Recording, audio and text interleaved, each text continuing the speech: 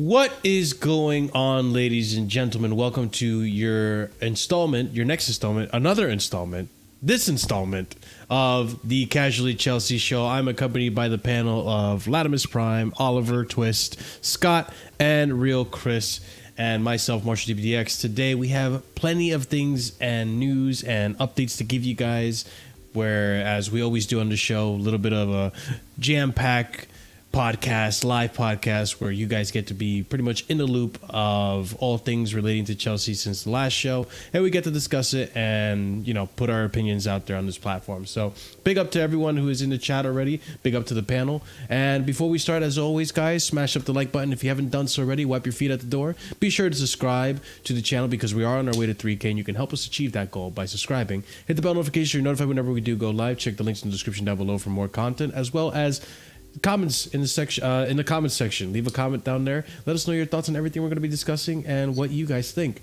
And as always, memberships, 4 different tiers starting at 99p. And in casually Chelsea show fashion, I'm going to sneeze, so bear with me 1 second. And it's gone. Never mind. I hate when that happens. That is the worst thing. Yeah, I jinxed myself. I thought I was gonna sneeze. No, I'm not gonna sneeze. It'll come later. I was about to say bless you, but now I hope God takes away his blessing.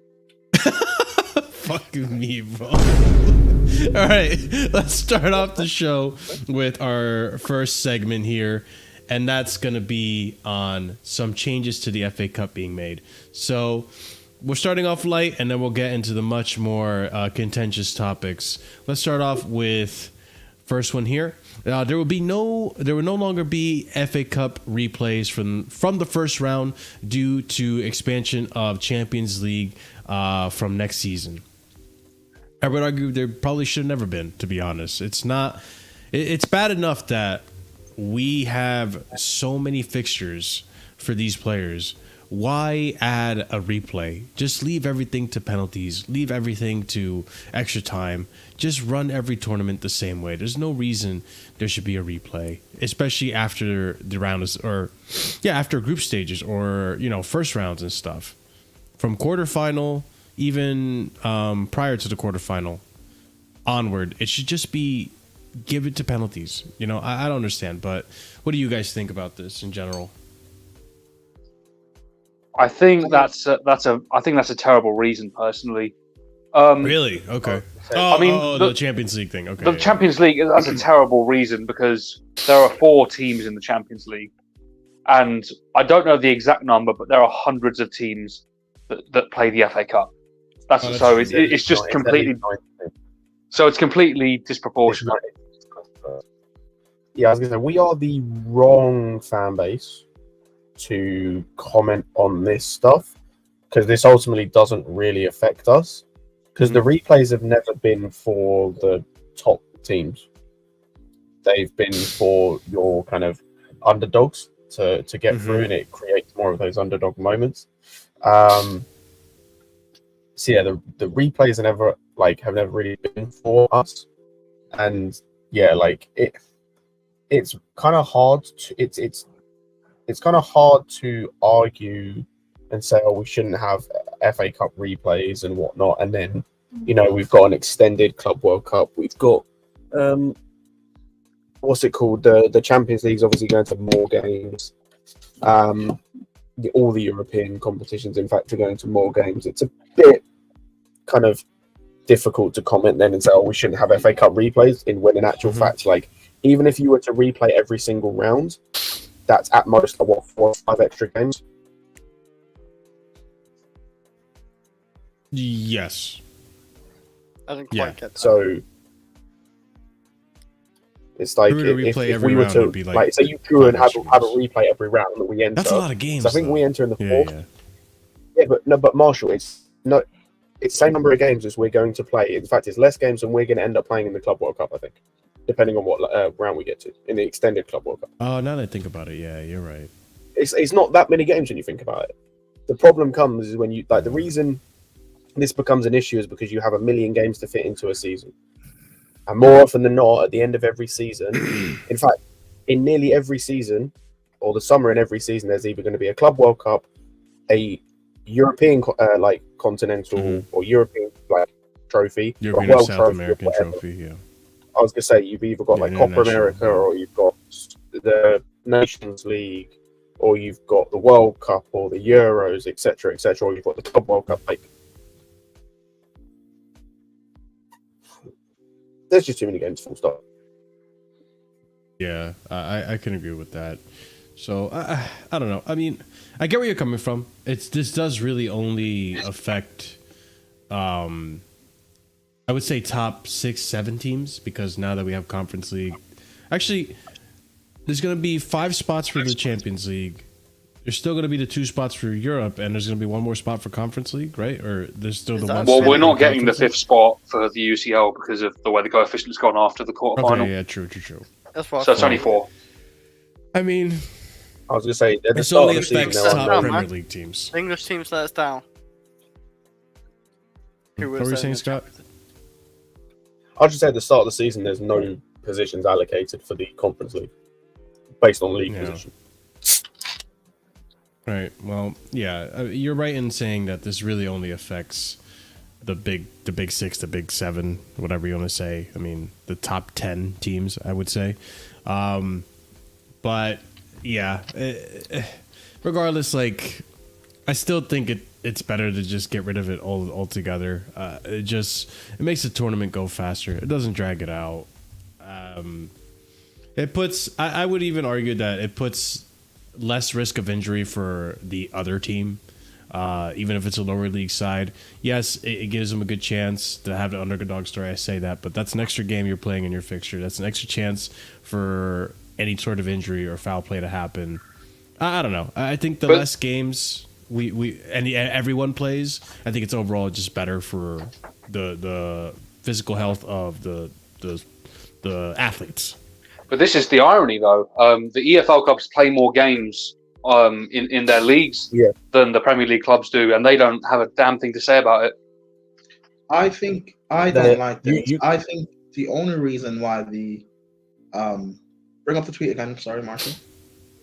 The only reason why, like, the FA is doing this is to appease the big. Yeah, I don't like the reasoning. In Europe, so that they don't leave, like the Prem or whatever, and go join up with the Super League. It's bullshit. They're doing this just for the money perspective. And yeah, 100%. Also, going back to Oliver's point, this doesn't help.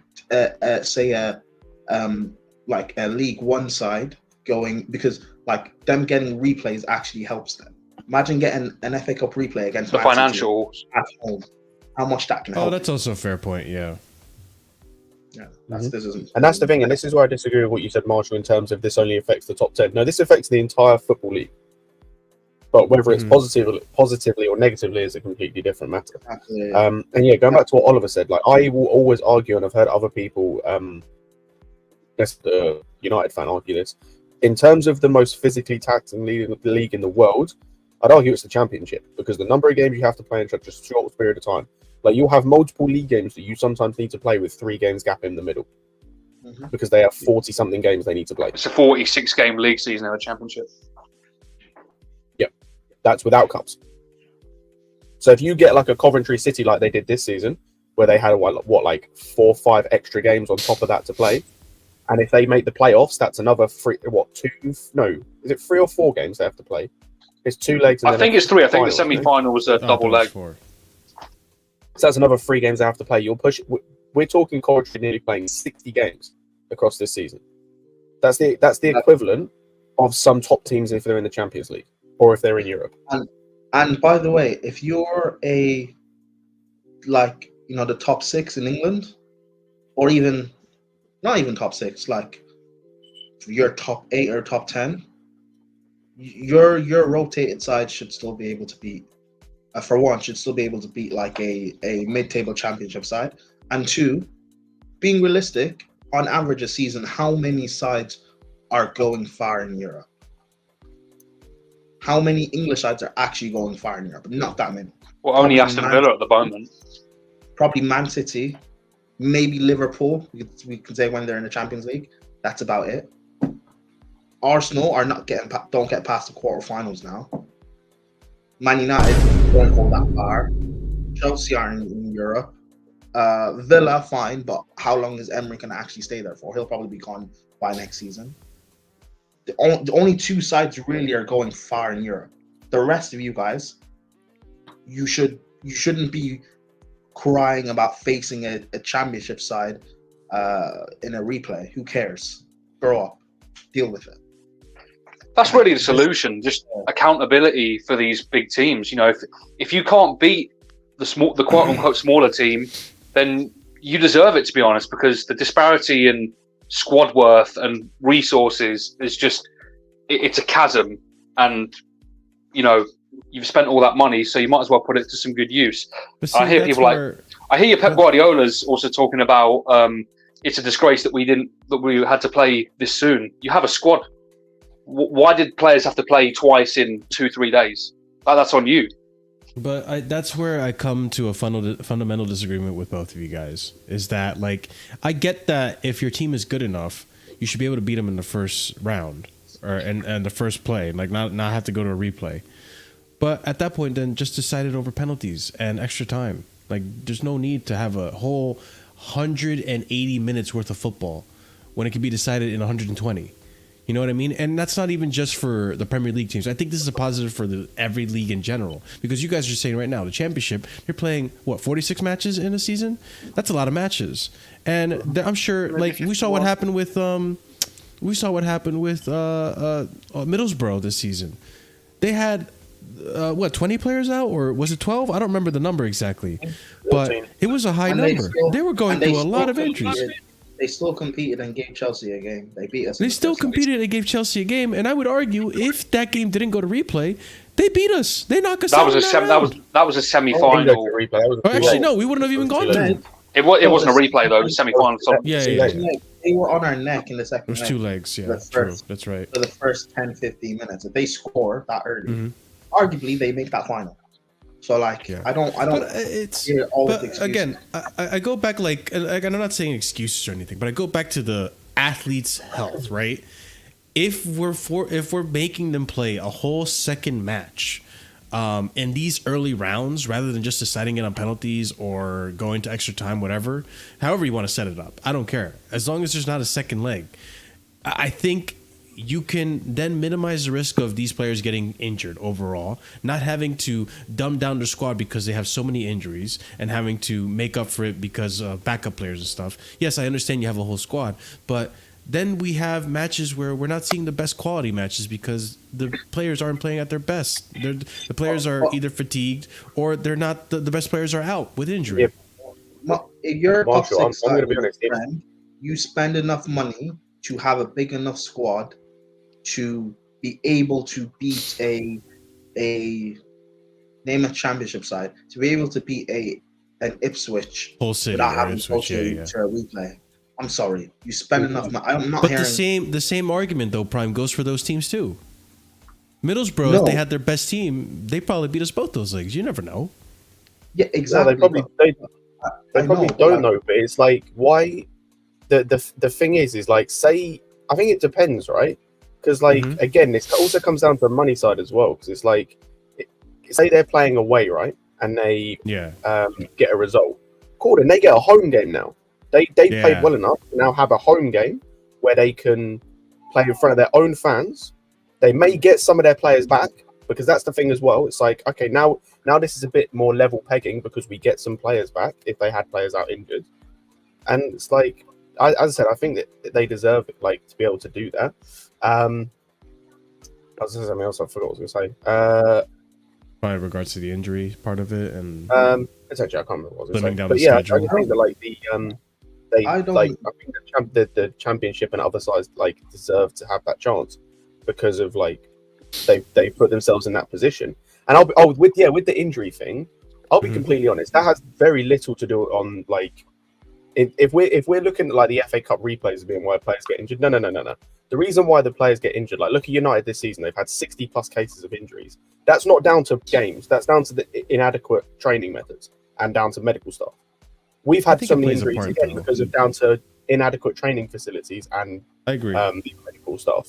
Like, it's got literally nothing to do with excuse me, it's got nothing to do with like the number Extra of games and schedules, whatnot. yeah. Like some of them will if it's like a muscular injury, but more often than not they won't. Like Also, I'm sure it plays a part though. Like I'm not gonna Also, say it has Marshall- nothing to do. we're talking about like if you're Man City in the early stages of the this is just for FA Cup, right? Not Yeah. for Carabao as well. yeah, Okay, in the early stages I would of say you Carabao, should extend the rule to Carabao as well, but yeah, it's FA FA Cup Cup. Carabao we don't have replays. FA Cup starts Oh, in okay. February, Never right? mind. FA Cup starts in February, right? Yes. Or Did January. it start in January. January? It was January. Why do you need to play your best? Holland, Ederson, Stones, what they don't need to play in the early rounds of the FA Cup. I'm sorry. Yeah.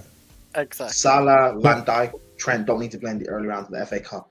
When I look at Chelsea, Cole Palmer doesn't need to play in the early rounds of the FA Cup. This is just excuses. You have Madueke that's the option. But here's the thing. Here's the thing. and that's where Go ahead, I agree with Brian. Like you, and by January as well. If you need players at that point, you can buy players. If you need to Mhm. get players in to help with the FA Cup or to help with cup competitions, cool. As we said, the FA Cup doesn't start till January, so you have plenty of time. You have I mean- plenty of opportunity. Or you can do So what you can Arsenal get players have done in. and get knocked out of the competitions early to focus on the league or Champions League. Do Yeah. that. But again, I was it's gonna like say you can use a part of your youth, like promote your youth players into the early stages of FA Cup, and maybe get them onto like Stalin. That's an option too, yeah.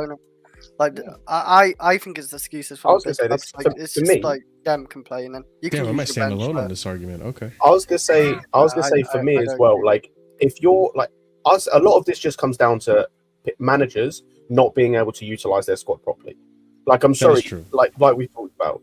If you can't beat a Preston, if you can't beat an Ipswich with players who say for example us, we could play at Cassidy to beat a championship team. He literally played for the championship team this season. He played for the team at the top of the league and was holding his own. He can play against these guys. He can comfortably play against these players. Like if you don't play him, that's because you don't trust him, and that's on you. That's got literally nothing to do with anything other than your lack of ability to use the squad. Or you're not a good enough manager to actually use a good system with your team that you have. Like you have to have the best players to beat the smaller teams. Is that the case? I So think if that's the case for us this I think season, really. Yeah. Like, no, just to be dead ass. Like, I know Prime said, if you need to, you shouldn't need to use Cole. Like, our team does, unfortunately. That's how bad but we've again, that fallen. comes And that's on the Yeah. manager. Again, That is on the manager, yeah, yes. that comes down to inadequacies on the manager. That's all it comes down to. But I would argue that, you take the replay out of it, you force it. If on that day, for example, let's go back to Middlesbrough, right? If on that day, if it was earlier round and we tied it and we were forced to go to the replay, right?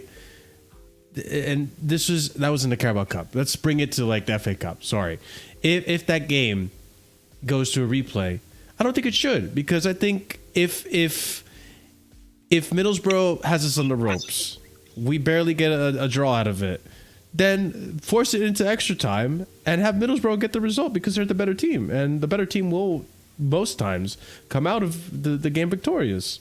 I don't know. That's just my 2 cents on it. I do get where you guys are coming from. It does give, to a certain extent, the smaller teams an advantage too if they get to the second replay.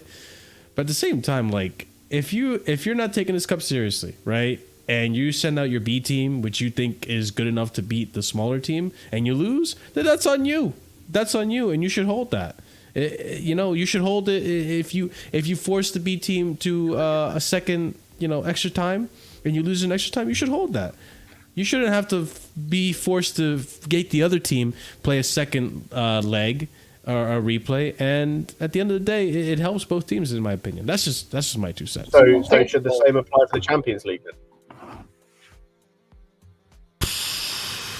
And in what should be way just do one you leg. see it? So it should just be one leg. If But for example, right? So, for example, Arsenal got embarrassed in the away leg against Bayern, not the one that was recently the first leg. Why should they get a chance in the second leg? But that's what I mean, like with the replay versus like the legs. I still like Middlesbrough with the Carabao Cup. Like, yeah, I get that needed to be 2 legs. That's fine because it's cup competition. But the Aston Villa replay thing in the FA Cup, that should have been decided then and there. But I'll explain why they're similar though. They're both established rules of the competition that didn't need to be changed. Exactly. It's tradition. But it's a. I just think again they're just doing this to keep the top 6 sides in England happy. They don't Of course. Mhm. Of course. And by the way, I was just saying, it's all about money at the end of the day. Yeah, you're right. The intentions aren't right. Yeah. All this talk that England and whatever like to talk about the FA Cup. It's the oldest cup competition in the world. It's so prestigious. It's a major trophy. The history, the magic of the FA Cup. This right here, taking away replays, you are ruining the magic of the FA Cup. But it's not like it's an established circumstance. It is. It has to, no, but I mean that in the sense of like, in order for there to be a replay in FA Cup, you need to get a draw. Yeah. That like, how often is that going to happen? In the sense of like, what's more likely, a draw or a win and a loss? Like, there's 3 outcomes. 2 out of 3. Sorry, did not mean to do that. 2 out of 3 prevents you from going into the replay. There's only one. There's a third of a chance that you get a draw in that game. Yeah, So- but like if just you're win. playing away from home, if you're a League One side or whatever, like going away from home, you're going to For Chelsea, yes.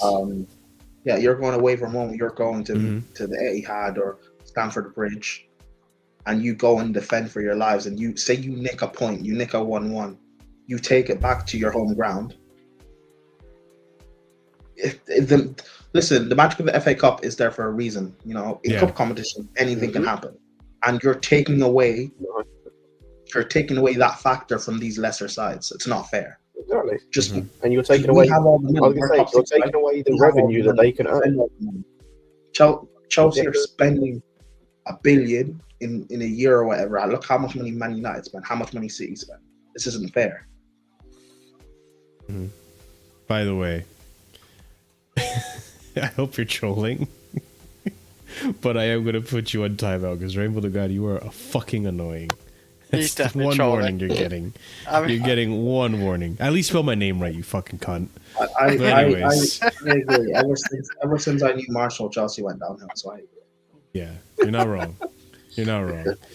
But I I mean, mean, at the you end did of the ruin day, Chelsea, Marshall. Come on. I did ruin Chelsea, and I ruined Chelsea content for everyone. So boo-hoo, woe is me. So, but I think this is a really interesting conversation. Honestly, we started off the show a lot stronger than I anticipated. So that being said, big up to you guys. That's you know, we think we had a good formal discussion there.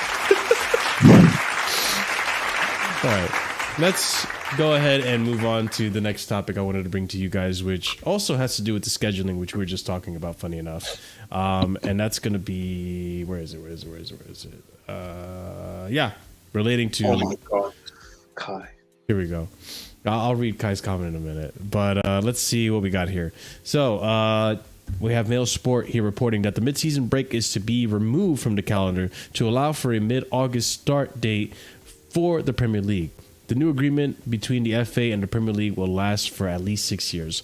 So I am not really opposed to this, but I know why it's being done. I think we all know why.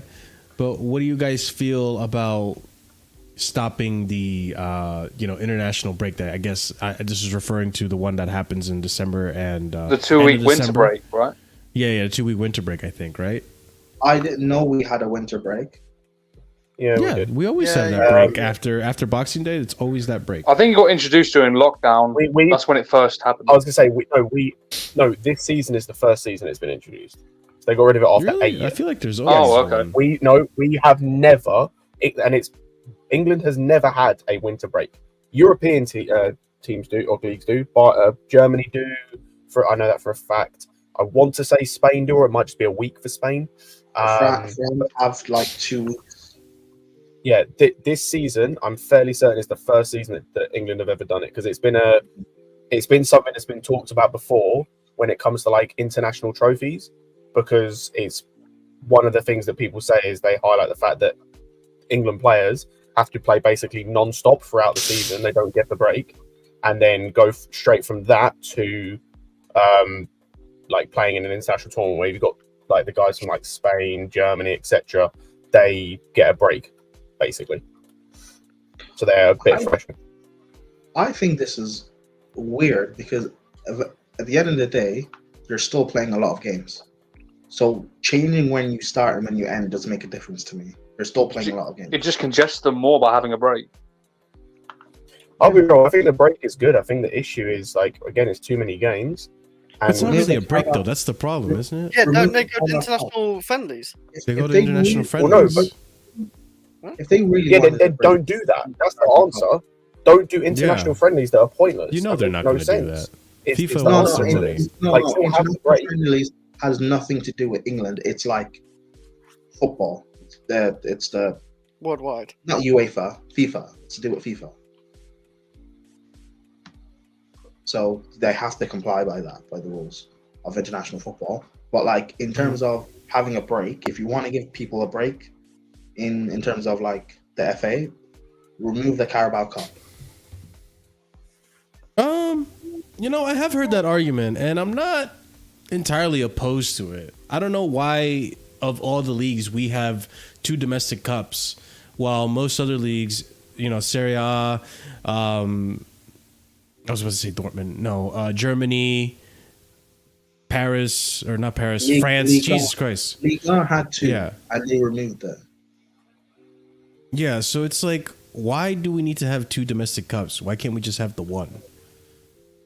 Just have it be the FA Cup and that's it. Like I don't think there's a need to have 2 domestic cups. I don't know why there's even 2 to begin with.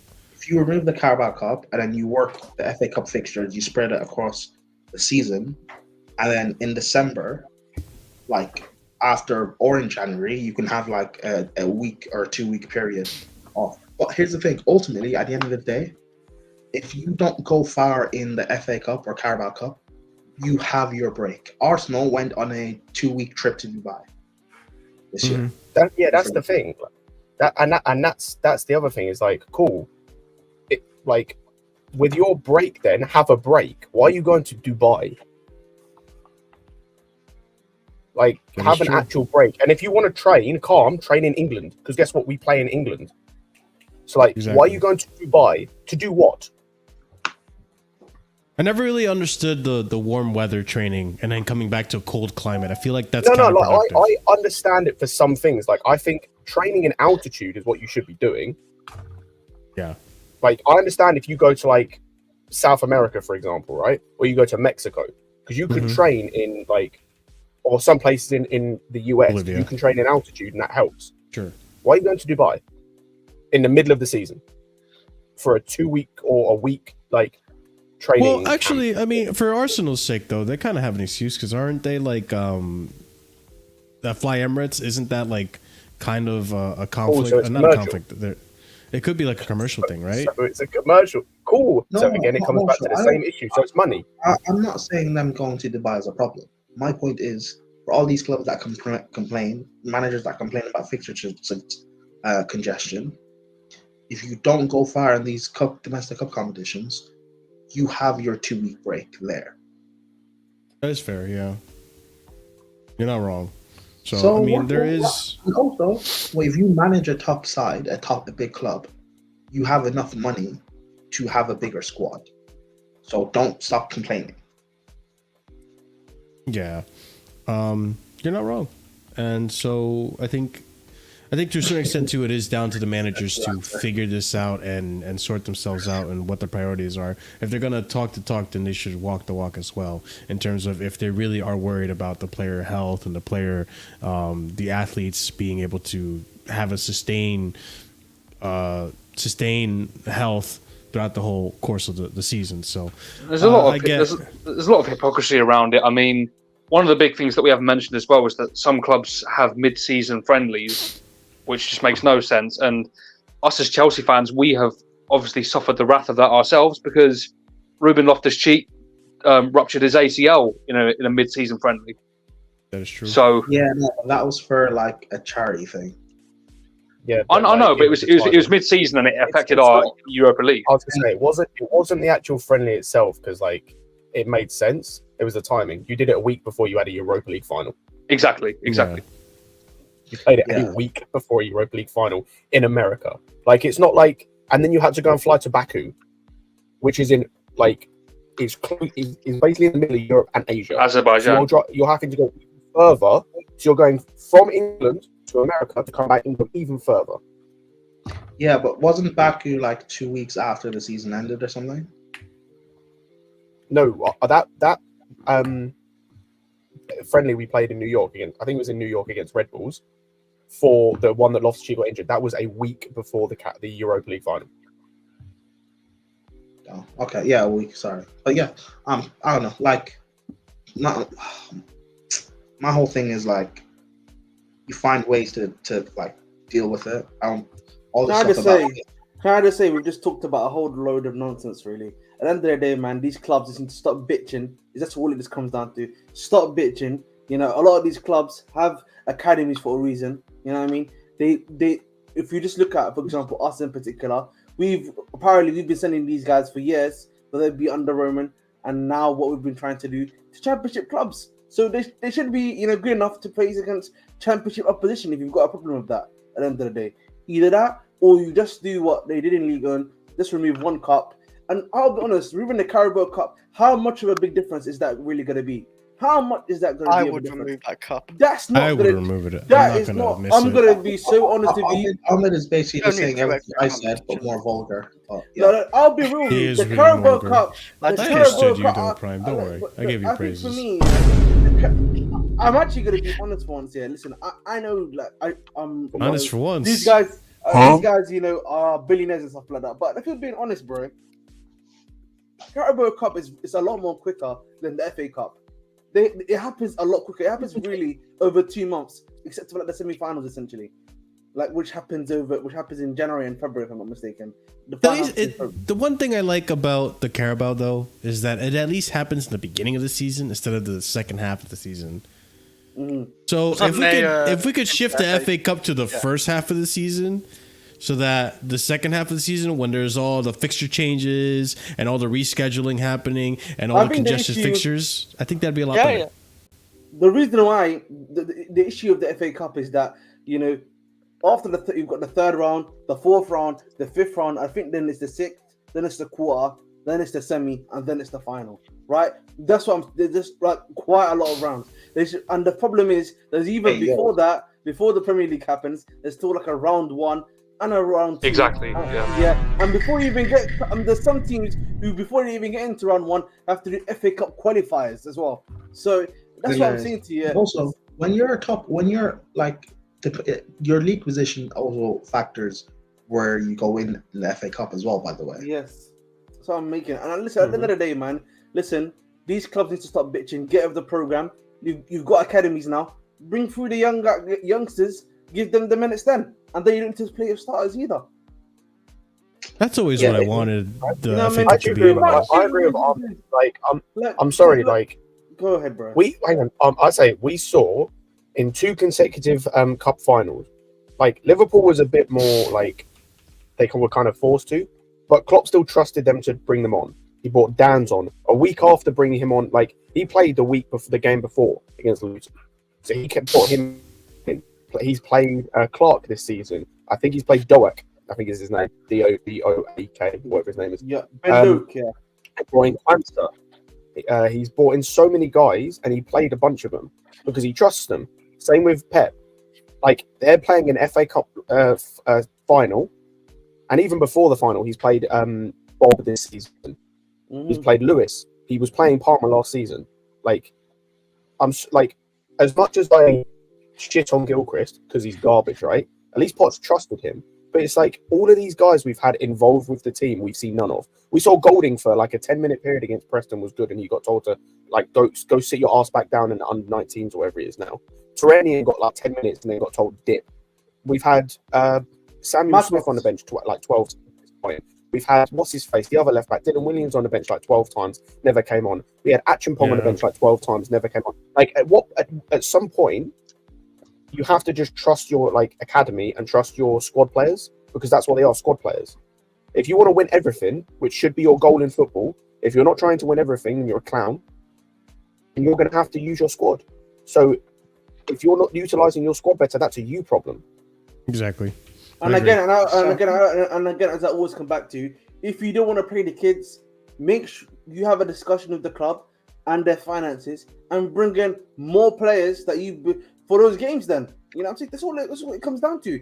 Even if you don't believe in that academy, and it's like, I'd say if you don't want to have a like play your kids, cool, then have a 30 to 35 man squad and coach them.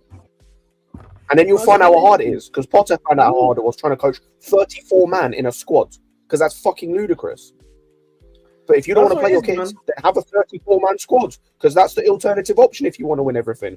Or just dip out the cup in the first round and you don't have to worry about it.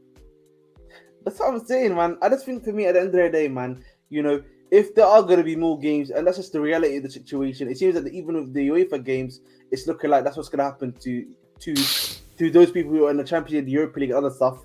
Yeah, then, bro, increase the squad, get in more players, or look to your academy and produce better players. I feel like if we're just looking at Chelsea, it's inexcusable when you've got a Cobham producing at their best, either lower to mid-table club players. So you should have more than enough experience there to do a job for you. Fair enough. That being said, and one final point on that, by the way, just before we move on, just on the academy point, we have apparently the best academy in the world, according to some Chelsea fans, but the only guy that we can bring through from the academy is Gilchrist. What does that say about this academy? That we don't have an academy. I've been saying that for years. Academy has always been and will remain as a form of profit, and people need to accept that. They really do. It's annoying that it. You know what? I'm not going to get into this. It's a whole different topic, a whole different can of worms. I don't want to open. The academy stuff. Yeah. I'll just say So that's some good perfectly. players in the academy, but I'll just say that the whole profit thing's perfectly fine with us in terms of this discussion, though, because we're using that money to build a squad that should be capable, barring the injury crisis that goes on nowadays, a squad that is capable of competing in multiple tournaments in terms of size. Exactly. But okay, let's go ahead and continue our show with the following topic that we have here, and that is apparently we are getting FIFA Club World Cup money. Ladies and gents, if we didn't know this, now you know. We are now we still qualify for the FIFA World Cup, which is happening next summer, I believe, ladies and gents. I forget. Each club that is in the new FIFA Club World Cup will receive 50 million euros just for participating in the competition, and the winner will get 100 million euros, according to Luke Press. That's not bad. We get 50 million just for participating, and I think Arsenal getting knocked out of the Champions League means that they knocked out their chances of getting into Yeah, this. so I'll be Salzburg and I'll win it. Yeah, because you can't have more than two or three teams. Two or three. Yeah, I think it was more than two teams qualify for the Champions or for the Club World Cup from each nation. Outside of, unless they win it, Arsenal would have had to win the Champions League to get into it. But they didn't. Sorry, I was on mute. I'm actually a little excited to see how this plays out. I know that the intentions aren't great. Like, this wasn't just to, for FIFA to be like, hey, we're gonna have like a, we want to have better football and we want to entertain the people. It was more cash grab. It was more, oh crap, we don't want the what was the thing that was threatening them? The oh my god, the one that people protested. I can't believe I'm forgetting Can I ask this. you a question, Marshall? Can I ask you a question? Yeah, this is to combat the Super League, and now we're gonna fix the Champions League so that we can have more teams, and it's just a lot. But what were you gonna ask me, Ahmed? Listen, man, let's put this simply, yeah. Why are we having this one instead? You know what I mean? We can complain about, at least with the FA Cup, Carabao Cup, they've been happening for like at least a good amount of time. But who needs this? My real. guy has 50 so million many just to be in it accounts. is pretty Yeah. good. Who needs this, bro? No Money. one needs this. Yeah, no one needs this, really. Well, I mean, but I kind of this is the thing, though. And I'm actually kind of looking forward to this. I can't lie. I am You get to feel too, the best but the team. thing is too, like, I feel like if you're gonna have a tournament that only Champions League teams get into, it should be a better tournament, and you should have like big teams on there. Not to say like, you know, Al Hilal, Palmeiras, and all these teams like aren't big teams, right? They are big teams in their respective countries, but like, it's always the Champions League, the UEFA Champions League team that wins it that year, that most of the time wins it the whole way through. That's And not I feel true. like it's become. That's not true. I said most of the time. Most of the time.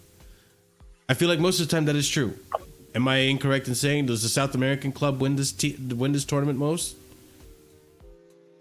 I don't think so. It's mostly European teams that win it the most.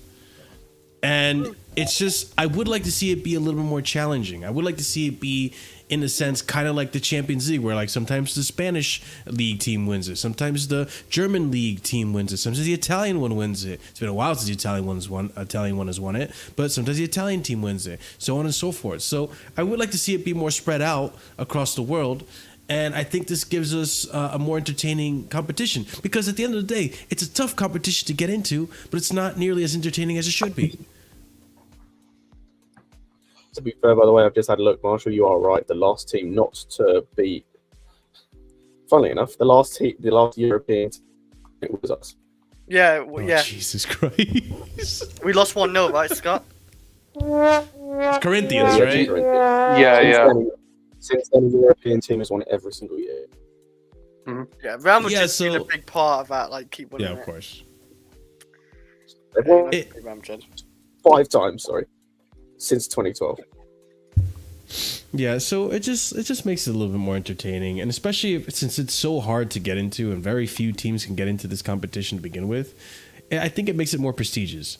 I don't like that there's more fixtures added. I think it diminishes the quality of football overall. But then there's more money, like you guys have mentioned. There's more athletes now. There's more, you know, it's on the managers to be able to control the squad, manage them better. So, you know, there's ways around Oh it. wow, So, Marshall's right. yeah. Yeah, I had a look. It's nuts. In fact, a non-European team since its inauguration, only 3 non-European teams have ever won it, and it was on Just 4 the way different you occasions. guys reacted. Come on now, man. Wow, right. I could be right sometimes. it is, What the fuck? Huh? No, it's more like I just thought that, like, I genuinely thought more South Yeah. American teams had won it. No, but Marshall, you guessed, so it doesn't count. You guessed. No, I think you made an educated. think I made a pretty safe assumption. You get. I mean, Oh, what? Can you assume what 3 clubs won it? what yeah. three? Oh, Club World. What Non-European. 3 European. non-European clubs have won the Club World Cup? I'll give you. Well, a I know clue, they're all Corinthians South was one. it'd be us. Corinthians is one. Boca Juniors is probably another one. Yes. And I wouldn't be surprised if River Plate was the other one. Wrong again. Damn it. What was it? What were they? Corinthians, Sao Paulo, and Internacional. Oh, man. Okay. Fair enough. So Internacional is- With the Internacional. No, Internacional is Internacional is is that Inter. Argentinian or is that No, Brazil? that's a Brazilian team, my friend. okay? No, wait. International is Inter, no? There's an International No. in South America as well. Oh, okay. Yeah, there's one in South America. But yeah, with the Club World Cup, I'm actually looking forward to it, like, because of the teams Screw we you could end guys up in chat. facing. I'm just excited about like the potential of like us facing like a Columbus Crew or an Inter Miami if they get the American slot that the hosts get, or facing like, I don't think Tigres will get in, but like a Club America or something like that, and a Palmeiras. Like, I'm just looking forward to it, honestly. Like, good. I think it'd be. I think making it a better cup and a more entertaining cup is a good move. I would say. I don't like the intentions. Obviously, there's never good intentions with FIFA. Like, I'll be real. There's like, I can't, like, it's when we're facing like Auckland City, like, I CBA with that, but like, it's as long as we face like a half decent South American team and a CONCACAF team and maybe an AFC team, then I'll be quite good. Yeah. Okay, boys, let's go on to the next topic I had for you. And it's kind of a little bit of an upsetting one because I feel like the more this happens, the more it diminishes any chance that we have of getting a stadium upgrade.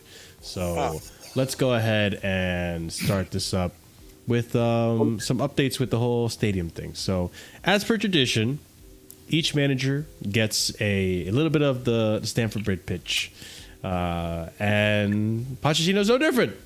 The Chelsea pitch owners presented Mauricio Pochettino with a framed share of Cobham, at Cobham on Friday. So Pochettino now owns a little bit of the Chelsea pitch. So Oh no! big up to Pochettino. It is what it is. It is tradition. Well, to the stadium. It is Pochettino is going to be the reason we can't do anything on Stamford Bridge. You'll be part of the problem. You came here to fuck shit up, man. You might have. So more updates on this stuff is the Earls Court Development Group insists Chelsea are not involved in it. That's coming from the Zarkansella via the Sideline TFC. I believe this was already established, though. Am I not? Yes, it was. They had a public comment on it. This is a while ago. A while ago, yeah. So this is old. This is resurfacing news because it's been a little bit of a dry news week in terms of a few things. But you know, I think it's the fact that Earls Court is the only viable alternative, really. Yeah, for a different location. On the cost of Stamford Bridge redevelopment, if chosen, as Arkansas reports, I would guess between £1 to £2 billion. I think the new ownership want the value of the club to go up. Of course, there is also plans to develop Cobham and the Women's Stadium. When investors came in, the worst thing was the stadium. Investors knew it wasn't competitive, and several teams have much better stadiums. It's decent, but not world class, according to the Sideline CFC. Which actually, this does open up a lot of things that we weren't aware of. I know people are very critical that we haven't been able to get a sponsorship deal and stuff. This makes a big difference when you think about it. Not having enough people at your stadium, not having enough place to put on, not having enough. It's not even just that, Mark. It's not necessarily just that either. It's the fact of it's the fact that the stadium can be used for other things. For example, NFL, where. Mm-hmm. Because of the money you'll get for that alleviates the need to get the biggest and best sponsorship every time. Because the money you're missing out on, say you go for a sponsorship that instead of getting 50 mil, you get 30 mil, but you're going to get 20 mil from the NFL to have some games in London. Cool, you just made up that 20 mil you lost out because you couldn't get the better sponsorship. And that's the thing. And it's you also get to do other things there. You can run I don't know, Tottenham probably do a bunch of their stadium. I don't actually know what they do. I know they do a bunch of events, suit and tie events and shit, because they have a big event hall sort of thing, but you can do stuff like that, and it's just extra revenue for the club, which is always a good thing, because then guess what, extra revenue means you don't get these bullshit nonsense stories that come out about we have to sell this player and that player. Guess what, more revenue does alleviates that nonsense. Mm-hmm. Anyone else have any more thoughts to add on the situation as well? Yeah, it really does open up that. Oh, listen, this is a smart move from Poch. He did this to win over more Chelsea fans, but you will never win over me. Knock down Stamford Bridge, knock down Cobham as well, man. Destroy everything. One more tweet I have here: the move to sell the Millennium and Copthorne hotels and Car Park was not blocked by the league, but Chelsea's ability to exploit a loophole in the rules has not gone down well with everyone. Of course it hasn't. Well, shit. Of course it hasn't.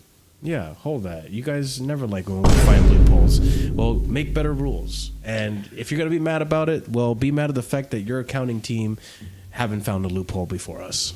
Because I bet you, and we're going to do the same thing again, right? Where you're going to close down the loophole, and now no one can benefit from the loophole. Yeah, that's the thing. Why didn't you just exploit it then? Why didn't you just when it came to the contract thing, why didn't you just do that? When it came to this sort of shit, why didn't you do that? Man City did. Mm-hmm. By the way, it's definitely viable that it can be closed because this has already happened in the EFL. This very rule has been closed in the EFL. Yeah. Also, I'm actually really surprised that rule wasn't in place already. It would seem logical to me that something like that should not be like if I were No way it is logical. if I was like real quick before you go, Scott. If I was like Bowley and Iqbali, which I'm not because I don't think the way they do, right? If I were in Blue Co, right? I would never have even considered this to be an option because I would think there's no way this isn't closed off from being a rule. But the fact that it is there is actually ridiculous. Go ahead, Scott. I say it's there because the FA, like, I guarantee it's the same with the contract. It's there because no one in the FA thought someone's going to do this. It's like, that's the thing. Is like most they like just no, but that's the thing. They probably thought, what's the point in banning this? Not like, or like, there's no point like going any further with this. No point banning this. It's like most people probably won't do this because they assume it is illegal or they assume it's not right. It's like, but it's like it can still be done. It's the same with the contract thing. No one did it until we did it, but that doesn't mean you couldn't do it. Just no one thought to do it. Yeah, and it's honestly kind of a little bit of pie in the face to the FA for not even like, oh, surely they're not going to do this. There's no way. It's actually not really the FA, it's the Premier League because the distinction is between the Premier League and the EFL. So this is more a Premier League matter. Yeah. So, yeah, it's if you didn't think to close the loophole, that should be on you. If you want to close it, we'll just find another one. Start looking through your fucking rules by now. You know, find a way. So like, we need a new stadium, man. You know how, bro? Stamford Bridge, bro. It's not worthy of 2 Champions Leagues. I'm so sorry. I mean, you're not wrong. Not wrong. It's not. Listen, I don't want to bash it because I haven't been. I still do want to go and I want to see it. But I'll bash for you. Hey, yo, no, did you? What do you mean by that? Oh man, I can't.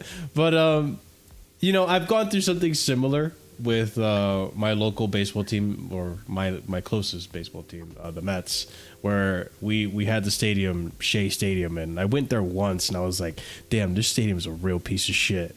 And then they got the upgrade and I'm like, okay, cool. And it's just it does bring more revenue. It does bring more excitement. It does seem to be like, okay, now this team is a little bit more worthy. Now they're taking themselves seriously in a sense. It doesn't feel like a local and like out of date team. There are some football teams I would argue they need new stadiums. Like I just went to that. I'm not good with football teams. The Chiefs, the Washington Chiefs, right? The Washington Chiefs. Is that what they are? I don't know. Washington Redskins, you know? Washington are they Commanders? Reds? Listen, I don't know if they're the Redskins. The called, Commanders? No, yeah, they're called the Commanders now because they changed their name. Okay. Yeah, so I forgot because PC culture changed all that bullshit. But the Commanders, the stadium they play in is absolutely old as hell. It was miserable going there.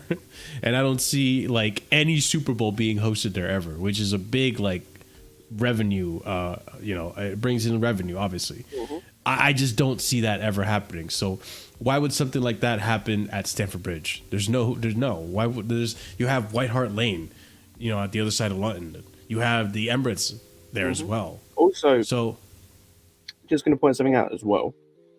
If we move to a bigger stadium with it, like with more stuff around it, that means more revenue for the people surrounding the area. Mm-hmm. Exactly. So you're not wrong, Liam. That kind of is. That's why I don't follow them anymore. It's okay. Like say for example, England gets picked for a Euros. I think there was the possibility of us getting picked for a Euros though. To host the Euros. There is not a hope in hell. There's not a chance in hell that Stamford Bridge gets picked. Yeah, not at all. There's no way. It's not going to happen. There's no chance in hell that Stamford Bridge gets picked. Yeah, I remember we did have this say that discussion. We do get picked. Say that we move to a bigger stadium and that gets picked. Cool. That means that we get international fans in and around that community in and around the stadium. So that means again more business, more like commerce for everyone surrounding the stadium, shops, restaurants, etc., etc. That means more eyes on the stadium, which again is a good thing for Chelsea. It's like And I like Yeah. Stamford Bridge, but it's like we are way past. Like we need to upgrade. Yeah. Yeah, I Every mean, team I'm is up I'm there. not going to be as nice as Scott. I don't like Stamford Bridge. But anyway, Scott, you're forgetting about the incident that happened in 2021. That means England won't probably be hosting another tournament for a while. I think he just means in general if there's I'm just talking in general. Like, when we ever get the opportunity. and like, I was just trying to do Saka, Rashford, and Sancho slander, but yeah. Fair enough. Big up Mike Das, but also fuck you. All right. Let's go ahead and continue on to the next topic I wanted to bring up with you guys, which is I can't believe this still hasn't been resolved. Roman's money, man. What's going on with Roman's money? Well, we had a few. Let's not talk about. I don't feel like we need to talk about this. This is not let's really not talk about Roman at the moment. Yeah, let's move on. Yeah, I'll be please. real. With the stuff going on with Vitesse, let's not talk about Roman at the moment. Yeah, let's not. Wait, what's going on with Vitesse? Yeah, what Vitesse the have hell been- with Vitesse? 18-point deduction. Deducted 18 points, which is a Why? record. Because they were have money been laundering. relegated. They went from being safe from relegation to they are on -1 point. They have been relegated. No, why did Holy they shit. Basically, Prime. They basically got revealed that Roman Abramovich was using them for money laundering, essentially laundering his money to make it clean. We all knew That's what this. Chelsea was for. No, it wasn't. No, Yeah, Chelsea that wasn't. really. That's No, it Chelsea in a wasn't. sense No, was a money laundering project. No, Money Vitesse- laundering means you're laundering your money so you can get clean money for you to use yourself. Yeah. And Chelsea were in 1.6 billion of his own money's debt. So explain to me Marshall. how But that's that money wasn't the laundering. real intention. At the end of the day, that wasn't like the No, beginning come on, intention. Marshall. Oh my lord. Money laundering means you're washing money. That's I know what it Vitesse means. I know what it means. Like, listen, I understand, but let's not pretend There that. is two things that are different, Marshall. Money laundering, you're cleaning the money for you to use, right? Now he did that at Vitesse. The thing with Chelsea, was he was using the dirty money for PR purposes, just for him, for himself. That was for public image. That's where you have to say for himself. But He was just question. doing it to make himself look good. That's what he was doing. Just to help my argument here. Weren't Roman's yachts also money laundering? We don't know if he was using them or not. So how can we say that? Because the reason I say that is that he purchased it, right? Because he was an oligarch. He purchased it with the money he obtained from his business. But at any point, he could have resold it and regained his money. It was a way to hide his asset. It was an asset. Because at the end of the day, if the government had pulled away his business and stuff, he still had that property. He bought it. He could sell it. There's money there. Like, this is how the oligarchs make their money. They launder it. That's why Chelsea, I don't think, was very much of a different thing. At the end of the day, he sold it for 4.4. Even if he didn't sell it again, he didn't sell it for 4.4. he didn't sell it. That But money, if he, he's never. if he, He's never. Again, the reason why your argument with Chelsea falls flat is because A, he didn't sell it, and B, was it called? Yeah, that money, he's not receiving a penny from it. I know he's not. But let's remove the whole circumstance around it, right? Had he eventually sold the club, he would have sold it for, I mean, how much did he buy it for? I forgot how much he bought it for. It was a ridiculously cheap amount. He would have, I don't know what the multiplication terminology for He would have a made billion at least, times. no, it wouldn't be a billion times. He would probably How much did have he buy made it at for? the I very forgot. least. He would probably have made at least 6 to 7 times the amount of money that he. Yeah, that he bought the even stuff for. though you are right, it wasn't debt when he sold it or he was forced to sell it, but he still would have profited from it. And I think that's money laundering as well. Yeah, Is it not? again. I mean, that's hypothetical at this point because he didn't get any money for it. Yeah, again, Yeah. For 140 million pounds.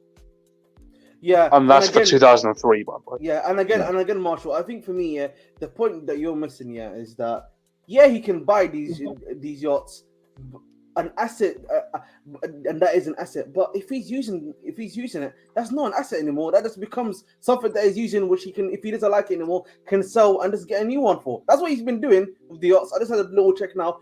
He bought like 2 yachts, sold one to make an even bigger one. So I mean, that's not really money laundering. If we're being honest, bro. And plus, again, and I'll say this again with Chelsea. Yeah, let's say he actually got the 4 billion money. That's not really, what's it called, anything. He's not even making that much money out of the club because how many seasons he had to pump in money into the club itself. Yeah. Do you guys really think I shouldn't show these tweets? Like you can show the tweets, but I think you can show the tweets. It's just like okay. It's not been a great look for Roman recently. Yeah. All right, fair enough. I'm just gonna do it. Because at the end of the day, like we don't know where the money was supposed to go. And I think for me, Marshall, if I finish this off here, fundamentally, the reason why he came to football is the same reason why a lot of people also accuse and are kind of rightly so when it comes to Arab money as well, where they're like essentially it's sports washing. They're not doing the money. It's not where it's like they're doing money laundering. Essentially, they're trying to wash their image to make it look like all clean and everything. And Roman was one of the early pioneers of this. And obviously, the other guys would be the guys at PSG and some of the stuff they've allegedly done. But that's what I mean. Like you don't think that he was doing that with Chelsea? That's called sports washing, Marshall. That's where you're getting confused. There's something called sports washing, and then there's called money laundering. Money laundering means you are trying to make money out of it at the end of the day. You're trying to clean the money such that you can have that money for yourself. Sports washing means you are trying to give yourselves a good PR and trying to make it look like, look, we own this club. Look how good they are. Look how great they are. Look how good of an ownership we are. You know what I mean? When we're near the head of it. Like, look at what this is. What they've been. This is what he started, and sadly, and look what he's been. Look at what the other Arab guys are doing. Man City, Sheikh Mansour. You know what I mean? 115 charges, Brendan. Yeah. But regardless of if the money went back to Roman or the situation where it is now, where I don't think it's right either, that the money has just stayed with the UK and not gone to what it was supposed to be, the original intentions, the UK or the Ukrainian effort and all that stuff. I still think it's really scumming from the UK government as well, that this money that they obtained from the sale of Chelsea that they promised to go to the Ukrainian-Russian war efforts is still not being used. That's fucked up. It's scumming. I mean, what's new there? The UK government have always hated Rome, even though he's done so much for this country. But it kind of to me, like it kind of bothers me more than maybe most other people, because again, it's all this. There's that portion of the Chelsea fan base. I know none of us here are like this, right? It's that portion of the Chelsea fan base, the mentally ill portion of the Chelsea fan base, that only want to put all the onus on American owners and all that stuff. When in reality, they were put in a situation because of what the UK government did. I think, Marshall, I think, we also need to be honest here. Listen, that's because Abramovich did a lot of good for us and our football club. Yeah, I get it. There is another side to the guy. That's all I'm gonna. No, I know. And I think we need to be fundamentally. Abramovich is a billionaire. To be a billionaire. No. I hear you, but Prime. The point I'm trying to make. I agree with your point. I know what you're trying to say, but I'm just like, I feel like at times, we just like to just remember him as one thing when there's a bit more nuance to the character. That's all I'm trying to make. Let me finish. He's a billionaire. Like, to be a billionaire, you have to. Yeah, you have to do some certain things. But when you look at owners around the world in football, or at least owners from big clubs, he always had Chelsea in his best interests.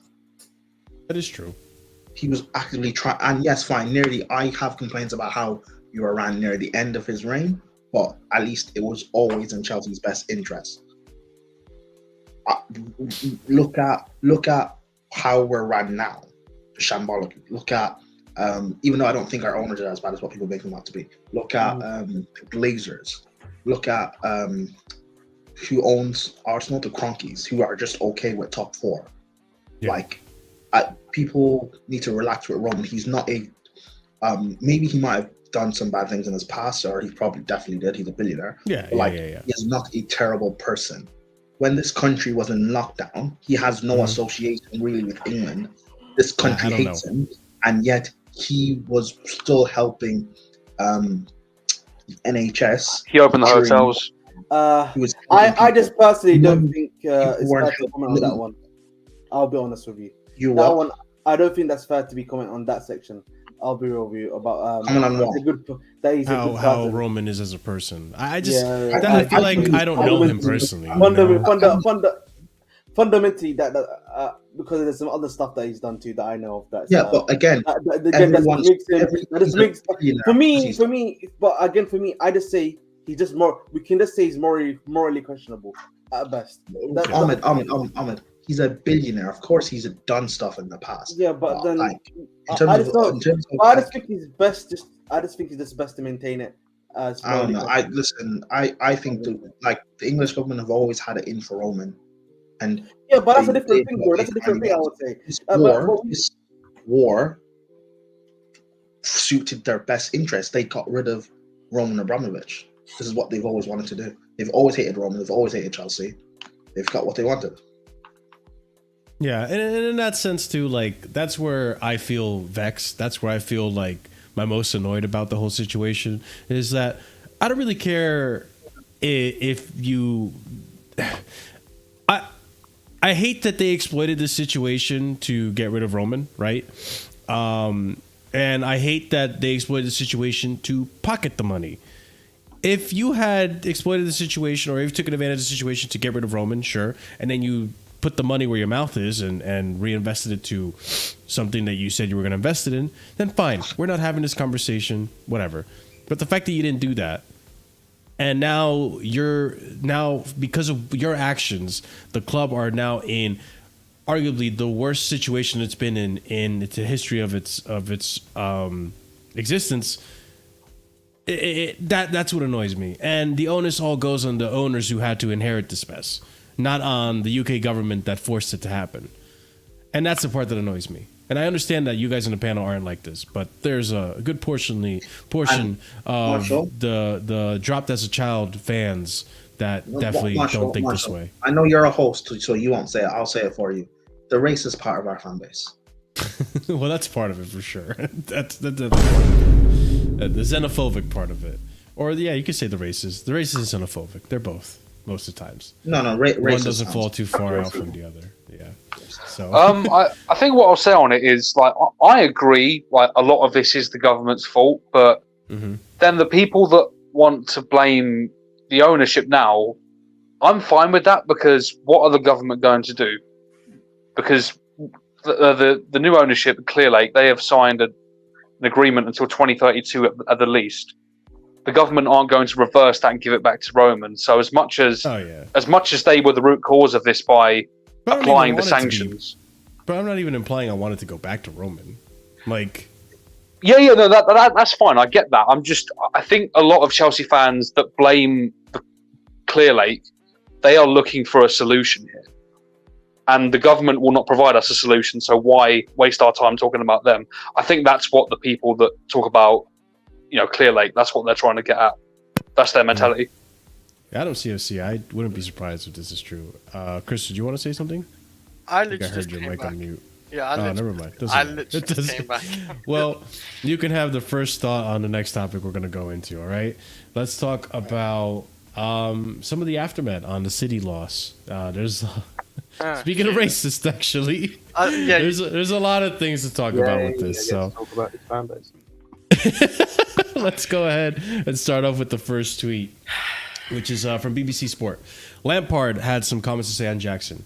I feel for him a little bit because he made lots of good movement. He's a young striker. The attributes we saw in him today were where he's racing Kyle Walker. He's shown pace. He's shown good movement, but there's a technical detail there. And the extra touch, the decision making at the highest level in these highest level of games are the difference. The header you hit anywhere but his body, it's a goal. Little decision making. I feel for him. We've all been there. We've all missed chances, and it's a critical one for the game. But as a young player, that's the level that you have to be a striker for Chelsea. Continuing on, Fabrizio Romano also had to comment. Nicholas Jackson is being made a bit of a scapegoat after missing some big chances, but it's his first season coming from Villarreal, and he's still very young. We need to understand that players are not robots. It's been a difficult season for Chelsea, but Jackson scored an important number of goals. Continuing on, Fabrizio Romano also said here, the club believes he has an important potential. they will give him time for sure. They are still very happy with signing the signing they completed for a normal fee. We go on, more from Simon Johnson here. Nicholas Jackson has shown promise but needs someone to at least share the burden of leading the line. Chelsea have not been helped by Christopher Nkunku making only 10 appearances, just 2 starts since joining. Georgi Petrovic had some comments to make about the game. If you look at the age of Man City, how many times they have played at Wembley? But I don't want to say that that is the reason why we have lost today, because we had chances to score and kill the game. We have Simon Johnson saying, nobody's suggesting Chelsea should suddenly change tack, but acquiring lots of players in their late 20s or early 30s on high salaries. Pochettino is not saying that either, but the arrival of 1 or 2 more established names would help.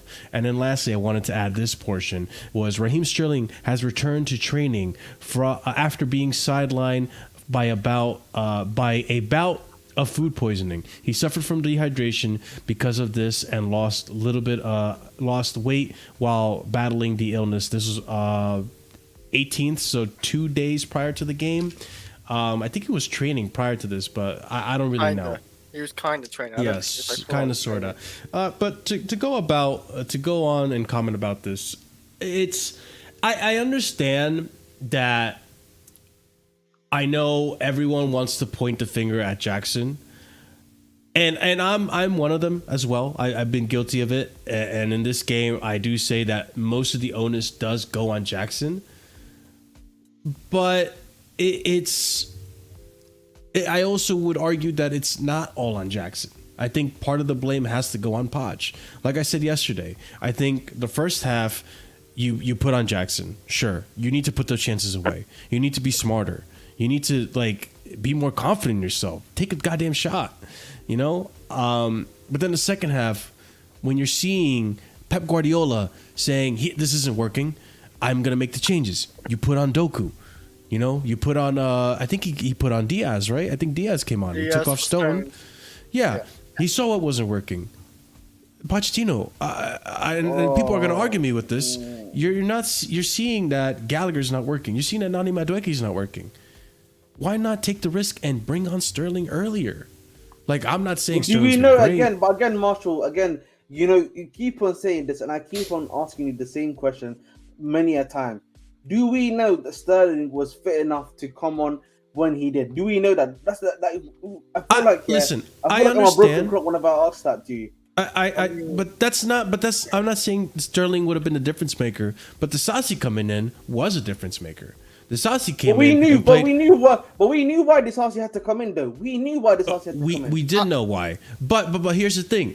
We also know Trevor Chalobah could play right back, and he's more mobile than Disasi. Why are you putting Disasi up against Doku? Oh my goodness me, bro! I think you've forgotten what Chalobah did against Disasi was fine against Doku, in my opinion. No. Was having a monster class outside of that. He was. That's fine. But against Doku, if you put Chalobah against Doku instead of Disasi, then there's a chance that Doku doesn't get the pass to KDB, then crosses it over to Bernardo Silva, who gets the goal. Chalobah is better. He got turned. Disasi got turned in that play. Chalobah's better going forward. Disasi is much more mobile. Chalobah is much more mobile right back. Again. I think people seem to have forgotten what happened with Chalobah when he was at right back here against against Mitoma. People seem to have forgotten that has happened, and many other wingers. That was just at the end of last season. It's not even just that. And I also think, again, against Doku, with Disasi, you know that it's going to be a bit more complicated. I agree with that, but then that's where you make sure you double up there, give him some level of support. That's what you need to do, bro. But that didn't happen though. And that's on Poch, isn't it? Not really. I would say that also has to come. But that also comes down to player initiative. You should know. If you can see after 1 or 2 possessions that the Disasi is getting a bit shaky. Where's that other midfielder? Whoever the other midfielder on that side is to come up there or to help him out, or the winger that's on there to help and double up with him to cover him. Okay, cool. Go ahead, Prime. Sassy was what was fine really against Doku, and really what should have happened was whoever who was playing right mid or right wing at that time had to come and track back, which is what happened in the first half with Gusto. Madueke was tracking back into shape to help with Grealish at times. But Prime, real quick before you continue, I beg, at least watch the game from the moment that the Sassy came in and tell me if the Sassy did. Because honestly, I think he was okay. Doku was cooking Gusto. Well, I'm going to be honest. Doku was cooking Gusto. Yes. And I have a Doku agenda. Doku was cooking Gusto, and the Sassy was no better. Yeah. I said he was fine against them. Like, the Sassy turns like a truck. What do people want him to do? But I thought he was fine against them. But that's why I'm saying. That's the point, though. You play Chalaba in the right back position. Who's better going forward? Who's more agile? Let me land. I didn't come on here to get my review yesterday. Let me land. I think it's weird that this is coming from me. We've switched Marshall. I think people are giving Poch way too much from what happened yesterday. This is weird coming from you. I didn't agree per se with the lineup with Gallagher playing left wing, but tactically in game it worked. Cucurella was up against Bernardo Silva. Walker wasn't bombing forward. Gallagher was allowed to come in midfield and help out, and we were able to outman City. Like, the game plan was working. If we put away our chances and we win this game 1-0 or win it 2-1, no one's complaining about these little minor details. I get putting Disasi at right back because Disasi has played at right back a lot of times this season, and Chalaba was having a brilliant game centre back. So disrupting the defense, I understand not making that change. I get wanting to put on Sterling earlier, but now I didn't know he was out injured with food poisoning. That's prime. Okay. I didn't know he was out with food poisoning. And from what you just read out there, Marshall, if this guy wasn't fit enough to really play a lot of minutes, Poch bringing him on when he did made sense, because if we, I don't know what minute Sterling came on, but like if 88th minute. I'll be after we conceded. Okay, after we conceded. Hold on. If Chilwell, and then I want to hear Chilwell actually makes that pass, Sterling scores, it goes into extra time. Having Sterling's legs in extra time actually helps us. So again, I hate Poch, but like, he did everything he possibly could in that game. The finishing let us down. Coming from me, leave Poch alone for this game. I do actually agree with you, by the way, on that. I agree with most of what you said. I will say that I disagree with the Sterling thing. If he was only fit enough to come on the 88th minute, he shouldn't have been on the bench. Sorry, he should not have been on the bench. That's the thing, though. Like, guys, people in the chat, hold on. Like, I understand that, you know, he had food poisoning 3 days prior, or he was recovering from food poisoning 3 days prior. I get that, but why are we pretending that Sterling's only access to medical health is going to CVS or Walgreens? Like, this guy has top sports medicine, top recovery items and things that he could use. Like, I'm sorry. Yes, he was dehydrated. He lost weight from all that. You're going to lose weight from throwing up and vomiting all the liquid and water in your body. And you're going to lose weight as well. Hold on. Let me just land. You're going to lose weight from, you know, the vomiting and getting sick. But you do a liquid IV, not the patch. I mean an actual IV. And you go to your medical team and you can actually recover relatively quick. Like, you say this, but like, they are a top athlete. They have top sports medicine and access to top technology to recover quick enough. He didn't lose muscle. He wasn't out with an injury. And what if Ahmed land? I'm not reaching. This is something people do. Comedians do this to get rid of a hangover immediately, day of.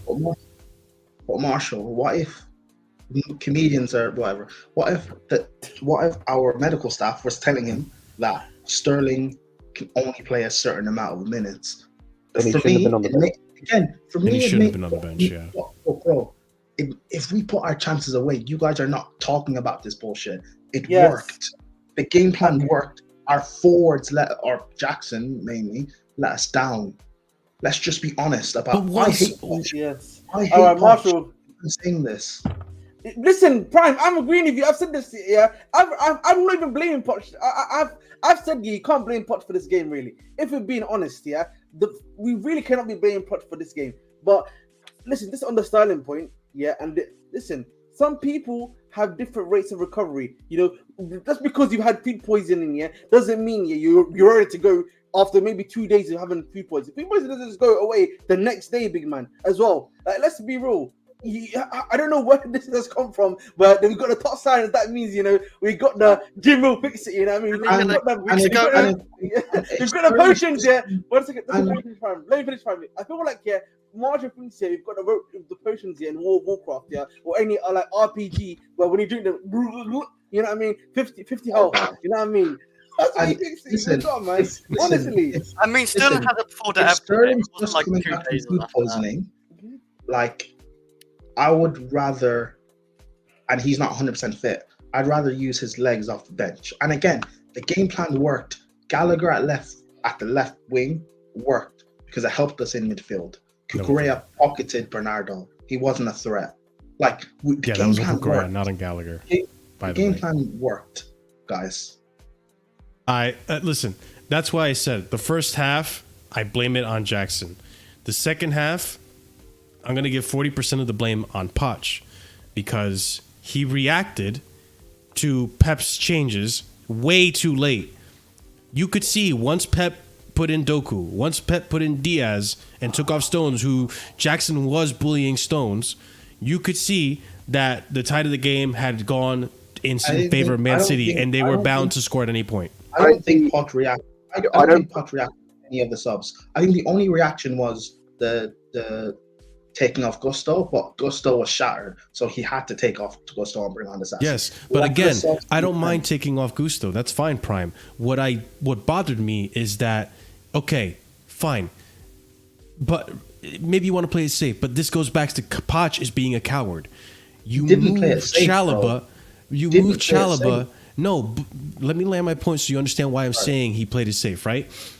I think if you're moving Disasi to right back to go up against Doku, who is much more mobile than Disasi, because you're afraid that Chalobah is having too good of a game at center back, and why disrupt that? That's you being a coward and not taking the chance in a final where you're on the fence right now. Move Chalobah to right back and keep Disasi with Silva in center back. I'll be honest. I don't like the point that you're arguing isn't like. He does this. Hold on, Scott. Okay, fine. He brings on the Sassy. The Sassy goes in center back. Chalobah, who's having a phenomenal game, goes right back. This is also true, but that's beside the point, yeah. Doku still cooks Chalobah. That goal happens. At the end of the day, you're complaining about why did you take Chalobah away from center back? He was having a phenomenal game.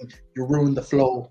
Like, people are complaining for no reason. If that happened, then go ahead. The bigger thing for me with this whole Disasi thing is we're arguing about something that he's never done. Like, this is the thing we've talked like.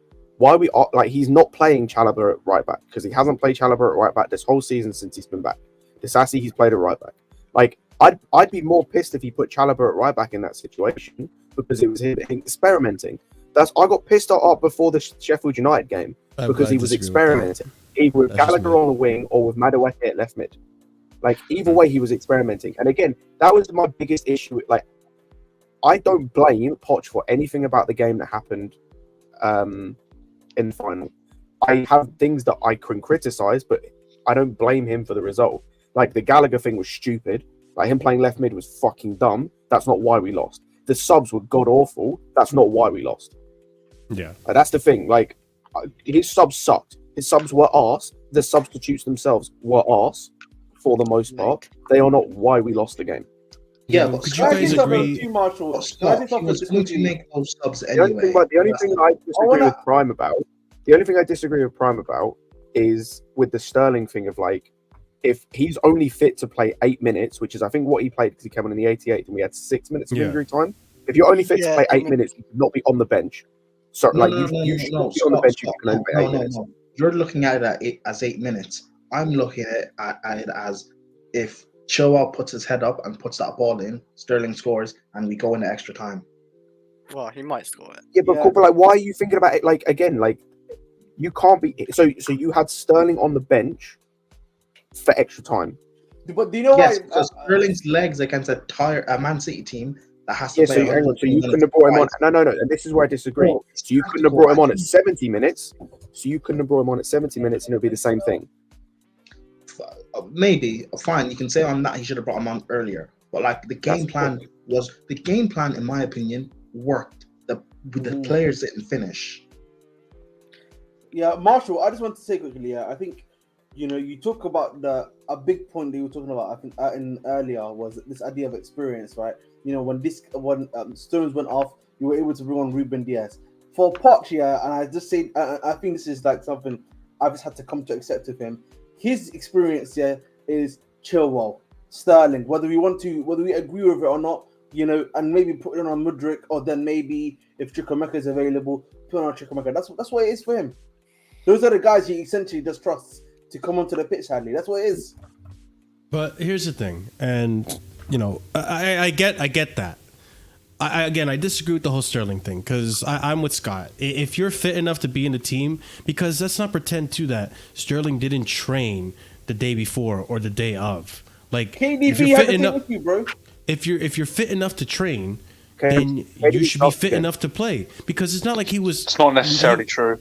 No, but like in this case, it is. It's food poisoning. I understand that like everyone reacts differently to food poisoning, but for the most part, what it is, it's you're vomiting everything that you eat, and you can't maintain food, and you're dehydrated because you're vomiting everything in your body. Your body is reacting and detoxing. And wait, real quick, let me just land real quick, Prime. I'm sorry. Like we live in a day and age now where you can recover from that really, really quickly through liquid IV. Bro. Yes, you can. Ahmed, just because you've never done a liquid IV in sports doesn't mean it doesn't exist. Like, these people have ways to recover from this really, really quickly. The day of, hour of, like, medicine is phenomenal nowadays, especially in sports. So he was definitely fit enough to train. Listen, if you're suffering from the symptoms of food poisoning, I'm sorry, you probably aren't fit enough to train. You can recover from 12 hours to 48 hours. Listen, I know people are different, but I've recovered from food poisoning, and the same day I've done a musical. Like I've been able to do it. Like this is not something that's impossible. Let's be honest. No, hold on. Before you guys go, and I want to let Prime go because Prime wanted to wait. But my point being is that, like, could you guys agree that Nicholas Jackson is the reason we didn't win, but Poch is the reason we lost? No. I disagree with him. Disagree. The reason why we lost is because of our. The reason why, again, I don't like that I'm defending Poch, man. But like, if I can see this, and people may say I'm agenda and clouded. If I can see this, I don't get why everyone's arguing.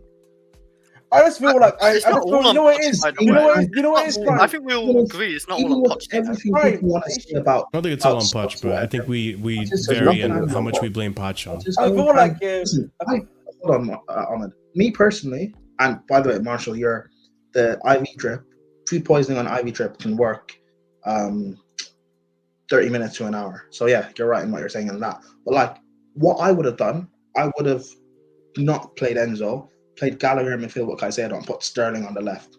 That's what I would have started the game with. Oh, well, yeah, exactly. I agree with that. Yeah. Because I said this on preview. However, even though I don't necessarily agree with the lineup with Gallagher on the left, it's worked. The tactics Gallagher didn't work, and the shape worked. Finish your chances, and we're not having this argument. Mm-hmm. And I just wanted to say, listen, I know that Pochettino, he's not been the best this season, right? We all agree with that. Everyone's here, like it's been said at some point, Poch out, should have been out ages ago. But we can't, we can't, at the end of the day, consistently, when something is not his fault, just blame him for it. That is, I feel like for me, is just being disingenuous, bro. That's what we're just doing. We're being disingenuous to him first and foremost. I think the fair thing to do here, blame Poch for the league, fine. I think these two cup finals have massive onus on the players. Exactly. And in terms of Nicholas Jackson, like, you have to blame him a lot for those chances. But I've got two people to blame that none of you on the panel, and I'm assuming no one in the chat has actually mentioned yet. That's Paul Winstanley and Lawrence Stewart, for the fact that they allowed us, their squad building allowed us to enter the season with just Jackson and just Armando Broja as our strikers. And that is and at the end of the day, yeah, that's true. Yeah. That lack of quality is the reason why we haven't come out with a single trophy this season. But I can't believe I'm actually doing this, reverting back to the Carabao Cup. I think that Carabao Cup, a lot of it does also fall on Poch. Why are you playing for penalties? No, it does. It does. It does, but yeah, there was still massive onus on the players. Again, I'm not trying to make this a black and white scenario, right? Obviously, most of that game is on Nicholas Jackson putting away his chances. And yes, you're right, Oliver. The recruitment not having a strategy where we need a second striker. Why, as shit as Broja's been, I wouldn't have minded you bring on Broja if he's no. That's not my point. We need better than Broja. We need another striker option. We don't have another striker. We need a proven one that actually has experience in these kind of situations. Because what killed Jackson was the pressure. That's where I disagree. That's where I disagree in terms of. Because that's what the plan this summer is with Osimhen. That's legit what the plan is. And it's if you'd have gone, let's say we'd gone and got let's just say a Solanke type striker. Cool, we've now got Jackson, Solanke, and Osimhen. Cool, so you got three strikers for one position. So who's going where? So let's actually. Scott, it depends on. That's what I have more issue with them. Because I think the issue I have with them with the striker thing, and it's not entirely on them, is the fact that from day one, Poch never trusted Broja. Again, we go back to the conversation we had earlier about games. Poch never trusted Broja from day one. Call that your backup striker you're not trusting. He never trusted Washington from day one. Call that's your third choice striker you don't trust. Yeah. 2 and 3 on the striker depth chart, and we only have 3 that you don't trust. Cool. Then in January, you decide we can get rid of Broja on loan. Cool, that's fine because you don't trust him, and you probably had a talk with the ownership group. Also, as Keyshawn points out, he didn't want Vlahovic. We could have got Vlahovic. He didn't want him. That's also true. Poch. That's very true. My issue comes with the fact if you got rid of Broja and you didn't keep Fofana, you loaned him out, and then you didn't go and get a replacement. Mm-hmm. That is very. That's true. my big issue. Is the moment Broja left, because it was quite clear that Poch didn't trust him, you should have gone and either kept Fofana or gone and get a replacement. I can't believe I'm defending this guy, Scott. I think you're being very fraudulent in what you're saying. Mm-hmm. Can't believe I'm defending this guy, man. I hate this position. What was Poch? I hate this position I'm in. I can't believe I'm defending him. The plan in January, getting rid of Broja, was contingent upon Nkuku being fit for the rest of the season. That's why they got rid of. That's why Broja was allowed. Hang on. No, that is sorry, Prime. I just have to interrupt and say that that's fully on the owners and on Poch because you're relying on an injury-prone player being fit. Let me land. I know that's on the owners. I don't disagree with you, but I'm telling you that was the logic that it was contingent upon Nkuku being fit for the rest of the season. That's why they allowed. And hold on. And again, the fact that I'm. Let me know when you're. Sorry, just let me know when you're finished because I've got a couple of points on this. Okay, just the fact that I'm the one that's defending Poch here, I think people need to. I don't know what's going on with people, man. You know what is Prime? Again, I've said this before. And people are trying to use the whole season. Let's stop thinking about the whole season and just focus on this game. Focus on what happened on this game. The game plan. If Jackson finishes that chance in the first half, arguably City don't score that goal in the second, and we win this game 1-0, and we're praising Poch. You guys are scapegoating Poch or finding ways to blame Poch when we should be talking about Jackson's misses. But I don't get it. Going back to what you said, right? I'm on your side. I'm in your boat when it comes to this game, just in isolation, right? When it comes to this game in isolation, I'm on your side in terms of I don't blame Poch at all. As I said, I will nitpick the stupid shit he did because it was stupid. That didn't cost us the game. The reason we lost that game is not on Poch for me. I'm talking about what Oliver said in terms of if you look at this season when it comes to the striker situation in general. That's where I blame Poch because you had the chance of Scott, we can't talk about things. But Prime, I said agreed. We were talking about the discussion that me and Oliver were having, and the point I was making was in regards to the whole season when it comes to the striker situation. We shouldn't be talking. Why are we talking Jackson and talking about the striker just this game situation? alone. We've not had Poch have a low key have a masterclass like this before. Let's talk about just this game. Let's not talk about what's been happening all season. Let me actually take this moment to transition into our next topic, because I feel like this also leads into our issue, which is, listen, I don't know, Prime. I don't know. I thought you would be as worse than me and more nitpicky than me. I don't think I'm being weird. I think I'm being reasonable. But let's continue on with this next portion too, which is the striker situation at Chelsea. So Chelsea, among other Premier League clubs, are considering a move for Benjamin Sesko. How low fee is how his low fee release clause and wages are seen as good value. Sorry, guys, I can't read sometimes. Benjamin Sesko's representatives have been guests at Chelsea this season, and the club have been tracking him. £42.7 million release clause, according to Nazar Cancella. Evan Ferguson is being seriously discussed internally at Chelsea, other Premier League clubs, and other Premier League clubs, according to Ben Jacobs. And then that's really it for the whole striker situation. But this leads me to the next question, right? I understand that, yes, Nicholas Jackson missed his chances yesterday. Even if you take these strikers and put them in that scenario, why do you guys not see that in this game, for example, the issue also isn't the fact that we don't have a system that gives our strikers many chances to, miss? What if the next chance that Jackson got in that game was the one that he scored and he put away? We can't. He had two 1v1s and a point blank header. He should have scored. Marshall, but Erling Haaland misses like that as well. Marshall. This is where you're losing us, because this is an argument you can have for this season. Well, for like half this season, because we haven't had an issue in attack for a long time. You cannot use that argument for the game against City, the final, because we created numerous chances to be able to win that game. You can't use it for that game. Scapegoating him. We created a number of chances. The Jackson 1v1, the first one, by the way, the one where he takes around the keeper, I have no issue him doing that. And I don't even think that's a decision-making problem. That's an execution problem. Because I saw a guy in the MLS do the same thing this past weekend, but he succeeded because the execution was a lot better. Like, him going around the keeper's fine. He just took too heavy a touch. That's an execution, not a decision-making problem. We had two 1v1s and then a header he could have scored. There were other chances probably as well. It's just those are the three key ones. Palmer had a chance. We had the Silva one at the end, where for some reason instead of crossing to Sterling, he decides to take a touch behind himself. That's for sure. But yeah, like, we cannot blame. We have had so many issues when it comes to Poch this season. Defensive issues, attacking issues at the start of the season, lack of chance creation, midfield fragility. None of those issues came about in the game on Saturday. Outside of that goal we conceded, we had none of the issues that I just explained in the game on Saturday. The only issue we had up until we conceded was two things: one, not finishing chances, and two, Gallagher left wing. Those were the only two issues we had the whole game up until we conceded.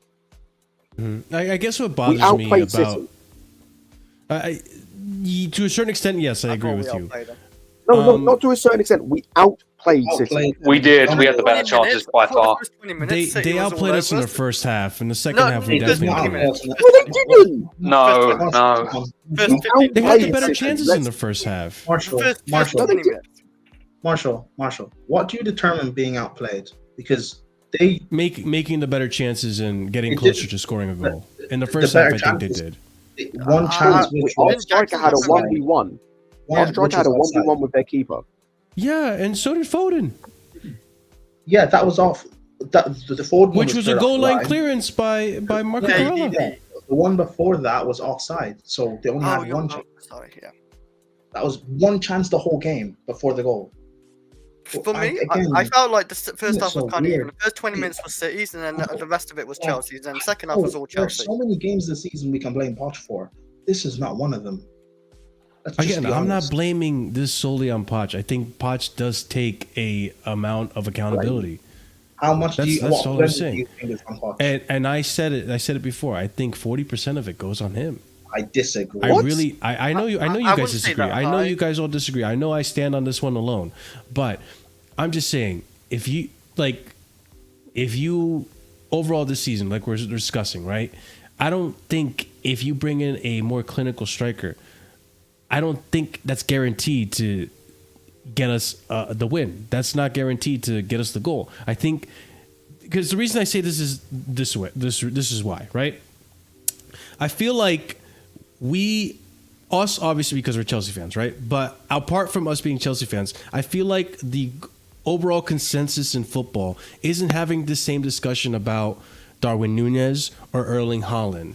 Why? Because their systems allow them to have multiple chances, even though I've seen this season Erling Haaland hit the crossbar or hit some or miss some very pivotal chances. And I've seen Darwin Núñez miss some crucial chances, but we're not discussing them because at the end of the day, they won the game because they had many chances that eventually Darwin Núñez or Erling Haaland put away. We're not having the same discussion with Jackson. We're asking Jackson to be 100%, at least 25% more clinical than everyone else. Marshall, He's what 21. are you talking about, man? Marshall, you know Darwin Núñez has 11 goals in the league this season. Yes, but no one's discussing the Yeah, fact but that he's. everyone is discussing it. Everyone is discussing. Okay, well, I'm not hearing these discussions. Yes, Then. That's you know just how my many world. big chances he's missed. He has I think in the EPL. Listen, I the think he's a highest fraud too. By the number way, of- I think Jackson's better than Núñez. But yeah, Right. continue. So like, it's not, bro. Jackson's getting talked just as much as Núñez because they both got basically a 1 goal difference in terms of goals scored in the EPL. Mhm. So, Marshall, can I ask you a question? Forget the top teams, right? How do you rate West Ham's attack? In terms of like what were you like a 1 out of 10 kind of rating? How would you rate their attack? Paqueta, Bowen, Kudus. I would probably put him around a 6. Cool. We scored I don't 7 think more they goals in this. We've scored 7 more goals than them. Yes, we've only scored 4 less goals than Tottenham Mm-hmm. as a team. I'm missing the point here. What exactly? Our problem this season in general has not been goal scoring. It has not been goal scoring. I agree. So I agree You're with right. you No, I in the understand sense of a more clinical goal scorer doesn't change our season. Because a more clinical goal scorer doesn't fix our problem, which is defensively. If we're talking about the game we just had, this is where I think the delineation is a bit odd. Are you talking about this season in terms of a clinical goal scorer changing things, or the game we just had? Because the game we just had, a more clinical goal scorer does change things. But there are other things about the game that are more like if you have a Lukaku in the game we just had, there are things he doesn't do that Jackson did do in the game that mean he probably doesn't get as many chances. But that's a different conversation. Marshall, I just want to say something as well. Yeah, I want to add one more thing. Yeah, you know, if your guy Sniffy Tuchel was here, yeah, let's be honest. Yeah, the thing I will always give him credit for, and the reason why I joke about him being called Osama bin Tucheliban is that he will defensively make sure we are strong and tough. That's the only thing I will always give him. You know what I mean? We will be well structured, everything like that. And at the very least, we are not letting that many goals in the season.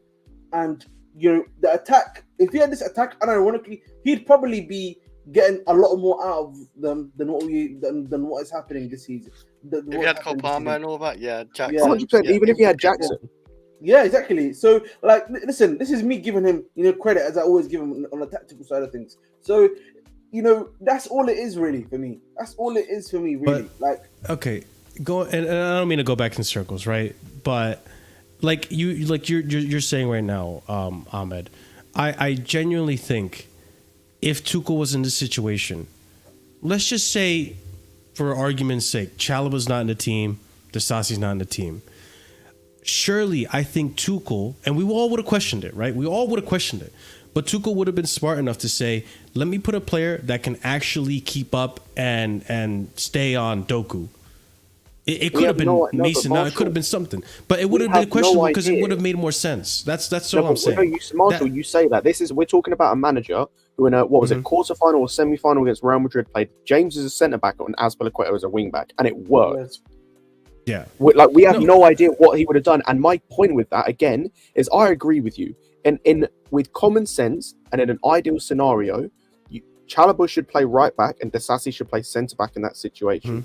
But Poch has never. We literally saw it in the last game that he didn't do that. He brought on Disasi, played him right back, and played Chalobah centre back. We've seen him do that. And that's the part that annoys me. Cool. That's the part that annoys me. That's where I blame Poch. So why is he then going to change in a cup final? As I said, I'd be more pissed if he changed in a cup final.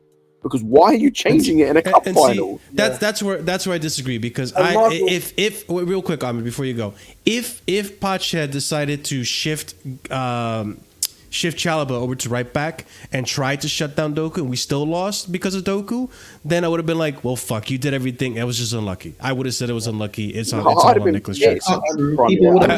That's me, though. That's just me. That's just me. And Marshall, at the end of the day, bro, none of this Disasi playing right back this season, even if you want to say Chalobah playing right back this season, wouldn't have been an issue if your boy Reece James was a fit enough right back. God because damn then, Reece James into the argument. Because no, but I'm being serious. Because then at least you could have Reece James and Gusto. You know what I mean? So none of this complaining would be happening. Yeah. Curry, did you want to add something? Because you just joined at the right time, pretty much. Sorry, can you just give me a slight recap? Because I don't want to say something stupid when you guys might already.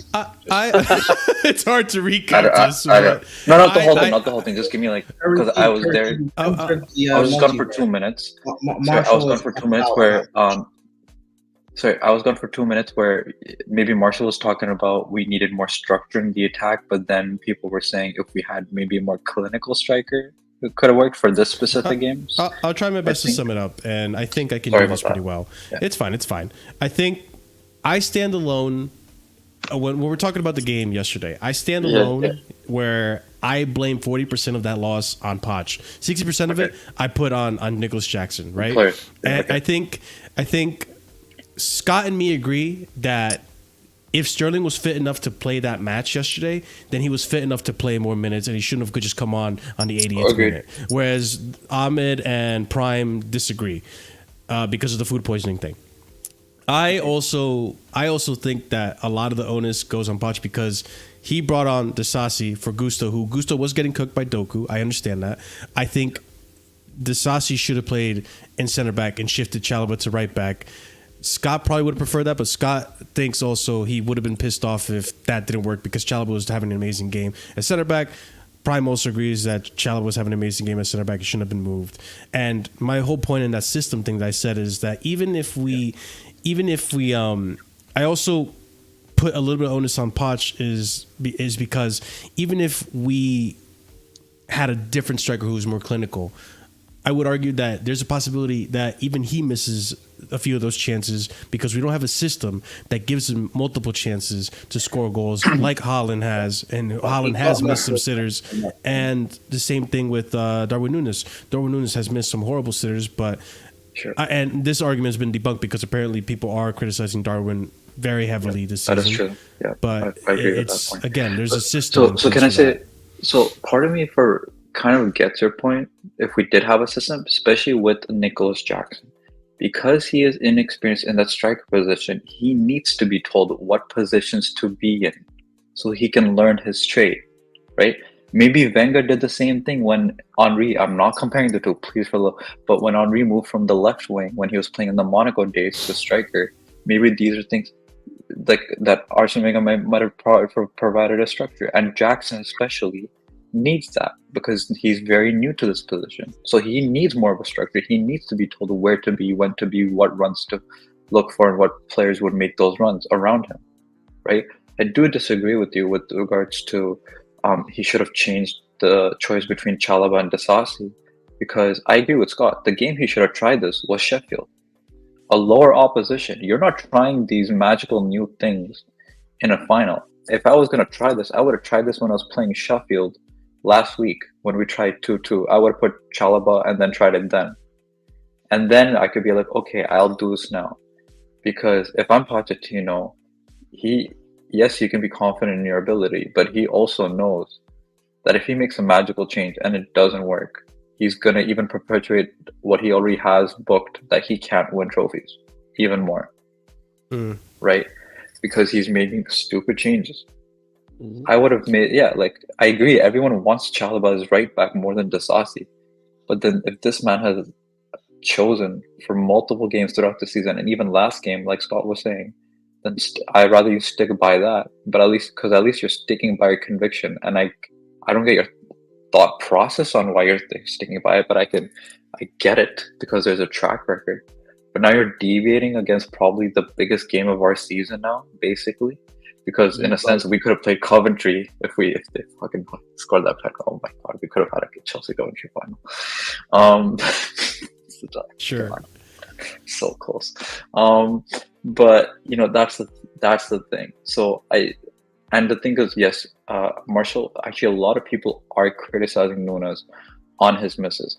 He apparently Jackson's ranked 25th out of 26 players in Europe for conversion rate of like major big chances, and Nunes is the 26th. He only converts 22 of his big chances, while Jackson scores 32%. Right, but the thing is, 32%? For big chances, yes, it's 32% for Jackson. That's that. Yes, it is, because he's ranked 25th out of 26 players. Well, considering where Erling Haaland was last season, didn't we say he was like 25% conversion rate or something? No, that's for all chances. I think Haaland was the overall conversion. No. The Haaland thing is for overall. I was going to say, for just strictly big chances. This is strictly for big chances. Do you know what Darwin Nunez's conversion rate is, just full stop? What is it? 13%. Yeah, I was gonna guess 11. But that's the thing. That's the thing. It's even, but the big chances is a 10% boost on the overall chances. So Jackson's might be even just 15%. Oh no, his is 20. It's not Jackson's. Okay, that's not. But that's what I'm saying. But Nunes still has one more goal than Jackson and has way more goals overall because he has a structure and system. Because this man is basically a winger / striker, which is very similar to Jackson. Jackson needs that structure even more so. But the problem is, that's why I kind of agree with Marshall, is because he needs a structure. This is his first season as striker. Last year he was mostly wing, and then near the last 10 games, the reason that we bought him is he was playing striker and then freaking scored 8 goals out of 8 games, right? But he needed that structure more, but we don't have that. Well, I disagree. Where I disagree there is the positioning wasn't the problem. Absolutely not. He got in the right areas. It's just about finishing. It's about your execution. No, I get that to an extent, but I would say, for example, I get that with the first major chance, but I'm saying, you know, the second one where the goalie saves it, but then he goes back and then he misses the header. Yeah. I think the positioning of that, because he could have had a better run, in my opinion, because the angle that he hits it to. If he wraps his foot around that first, the 1v1 where he actually gets. I'm talking about the header. I'm talking about the header. Well, again, that's execution. You get what I'm saying? I think that's also positioning. It's a point blank header. Because he could have been in a. Yes, to an extent, but there's still some cover on it because he's on the goalie side. I think he could have positioned it better, been in a better position where he was like 2 meters like to the right, in my opinion. But again, we're not even talking about this if he just takes on the first 1v1s and actually does something with it. No. Yes, I get that, but that's with any striker, right? Like I literally was in the chat with you guys, and we saw Osimhen miss a 1v1. We saw during the Barcelona game, Ferran Torres miss a 1v1. It looks like this is the weekend where people are missing their 1v1s, right? Like there's going to be times when we're missing 1v1s. We don't have a Haaland. I've seen Mbappe miss a 1v1 during the Champions League. So and we have Nicholas Jackson, right? And we've seen this all season. He's very off. Like last game against Everton, dude, I was thinking like, dude, that looked Drogba-esque. Not that I've ever compared him to baby Drogba, but just the touch and the takedown. Okay, I'm like, this is the confidence that he needs, right? But then it's like so weird to me with the first goal where it's like, the one time I need you to take a stupid shot, you're not taking it. You're passing it instead. And it's insane. But that's why we can't rely on him, right? He's a winger. He has a very winger-esque mindset. What you said there as well, by the way, in terms of like with Jackson, in terms of the way he plays, is why like the people I see, like I saw after the game, like the amount of bullshit I saw from this fan base, and there are things I could say and want to say about this fan base. after that Oh, cup final. The nonsense. Oh, we can talk about the nonsense certain people. the nonsense I saw about Jackson after that final, like you can like see and tell from what he does that there is a player in there, and it's just a case of like his execution on certain things needs to improve. It's not even decision making necessarily. I just mean like, because I think his decision making for the most part is okay. I think it's an execution thing, which I think is a lot easier to fix than decision making. It's a lot easier to fix like a poor execution or something, like a poor shot, like a poor shot in terms of the way you take it, or like, as I said, when he went round the keeper, he just took a heavy touch. Like, it wasn't that he made the wrong choice; he just took a heavy touch. This is false, by the way. And if you're comparing a 22-year-old Nicholas Jackson to a 30-something-year-old Aubameyang and a 20-something in his peak, in his prime Morata, then seek help. Excuse me. But yeah, like and this the thing is, like, for me with Jackson, we've seen this kid. We saw him bully Walker, by the way, in the game just gone. Like, outside of the goal, he was like the misses. I mean, he was very good. He gave Walker a lot of problem. He gave Stones a lot of problems. We've seen him give Konate and Van Dijk, one of the best centre-back partnerships in the league, a lot of problems. We've seen him give many centre-backs in the league a lot of problems. It's just the finishing aspect needs to be fixed. Maybe this does come down to the fact of, like, as you said, maybe he transitions long-term into a winger, and that allows him to not be relied on so much to do the goal scoring and just do the other stuff that makes him good, potentially. But then we need to get in a striker to be able to try that. But yeah, like, the fact he does so many things good, I'm willing to give him time because I see so many good things. Same. It's not like Morata was just a bum, right? Like, Morata was just crap and had a terrible attitude and was a guy meant to be in his prime, quote unquote, who was nothing more than a bench player for top teams. That's why he barely played for Real Madrid. That's why he had one good season prior to joining us, and it was the season before he joined us at Juve. Like, even now, he's on a goal drought at Atletico Madrid, a lengthy goal drought at Atletico Madrid, funnly enough. And funnily enough, talking about 1v1s, this man was 1v1 and tried to chip the keeper and put it wide in their game. That guy missed chances with Chelsea. We remember. Or what? Sorry, when you're finished, Scott, I'm gonna go. I just want to say I'm willing to give Jackson time, and like, he should not be sold. He shouldn't be our starting striker next season. People reaction give him someone to this is stupid. Give him someone to learn off of. Give him a chance to play on the wing some more, because he's played 2 or 3 games there and has had one good game and one crap game.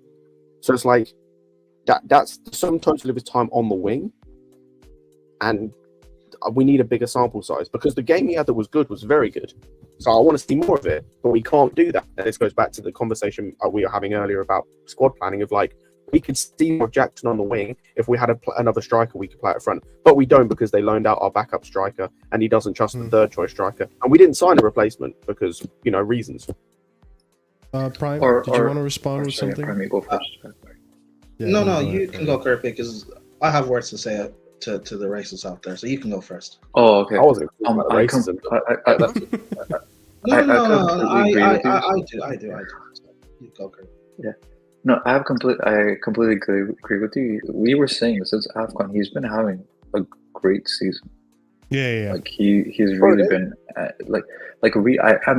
he's, besides his heading, we need to fix that. But Erling Haaland has a problem too. Let's be honest. I've seen Haaland countless times for a man who's 6'4", not be good at heading. It's amazing. I've seen Tammy Abraham had a ball on the line. I'll be honest with you. Haaland, on a side tangent for 1 second. Haaland has very similar heading ability to Tammy Abraham.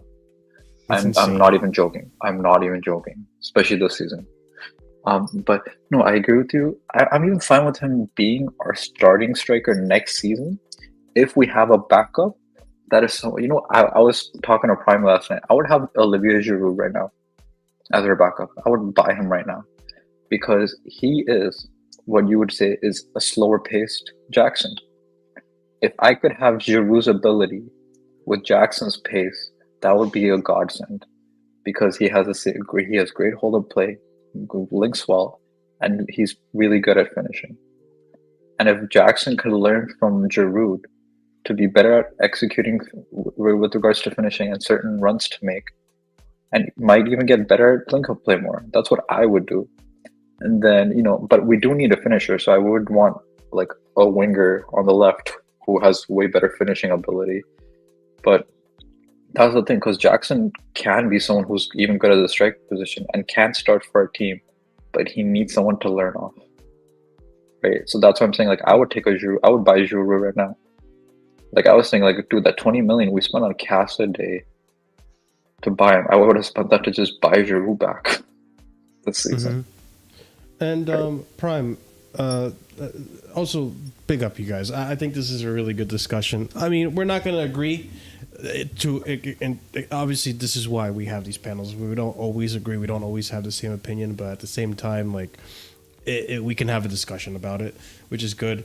But at the end of the day, the result is a result. Prime, I do want you to actually build off of what you were going to say, but I do want to incorporate another aspect of yesterday's game into this story before we talk about the whole racist things that are happening to Jackson, because he's not the only one, right?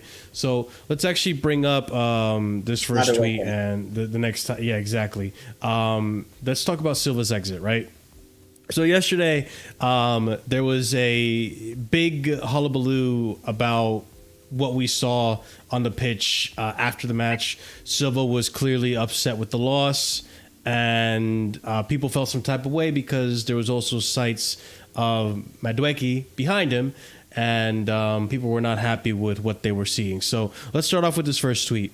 Real quick, I'm just going to pause that because I don't want to get demonetized. Gallagher might not be good at football, but at the fucking least he cares about my club. Noni Mudryk is more worried about scoring a pen in a meaningless 4-0 win than fucking stepping up in a semifinal. What do you expect? Nothing. Players bought by a serial loser board. All right, whatever. I can't believe I'm wasting my time reading that. So yeah, respect to Gallagher obviously for being their first teammates and all that stuff. Silva was not happy with the result. His career is potentially coming to an end this season, so I can understand that. And then behind him, we see Grealish and Noni having a bit of a, banter, and people are upset because Noni Mudryk is seen, laughing and enjoying his time after the loss, which I think is, obviously, I'm not happy about it. Do I deep it that much? Not really. But I have a few more tweets to discuss on Thiago Silva, and then we'll come back to this. Right here we have Thiago Silva has privately decided his Chelsea future and will communicate his decision in the coming days. Then Ben Jacobs also stating here, Thiago Silva is expected to confirm his exit soon. You're going to know in the coming days. I don't want to say anything after defeat. I'm sad about the result, but sooner or later, news will come out. I've made a decision in my mind, but it's not the moment to share it. Then he continues on here. Thiago Silva, my 4 years here were very good. It's rare to see players in a high level in the Premier League at 39 years old. Thiago Silva's future will be announced. Expected to part ways. And then here we have Silva. My 4 years here, pretty much the same quote. My 4 years here were very good. Not that I don't believe in myself, but with my age and the intensity of this league, it's rare to see someone in a high level at 39 at this age. And we have Bella Silva, who is also part of there. And this kind of hints at the departure. It's the last dance on Wembley, kind of implying that this is going to be the last time we're going to see her at Wembley with Thiago Silva. And then lastly, we have here, we have something special planned for him at the last home game of the season coming from We Are the Shed, which I hope so, because I think Thiago Silva does deserve a respectable departure. But let's go back to this first part. Guys, Prime, you can start us off. I think it's really ridiculous that the Chelsea fans are overblowing this and hurling abuse at the guy for this, as well as Nicholas Jackson. But Prime, you can speak on this. Go ahead. Awesome. I'll stick with Jackson first. Sure, go for it.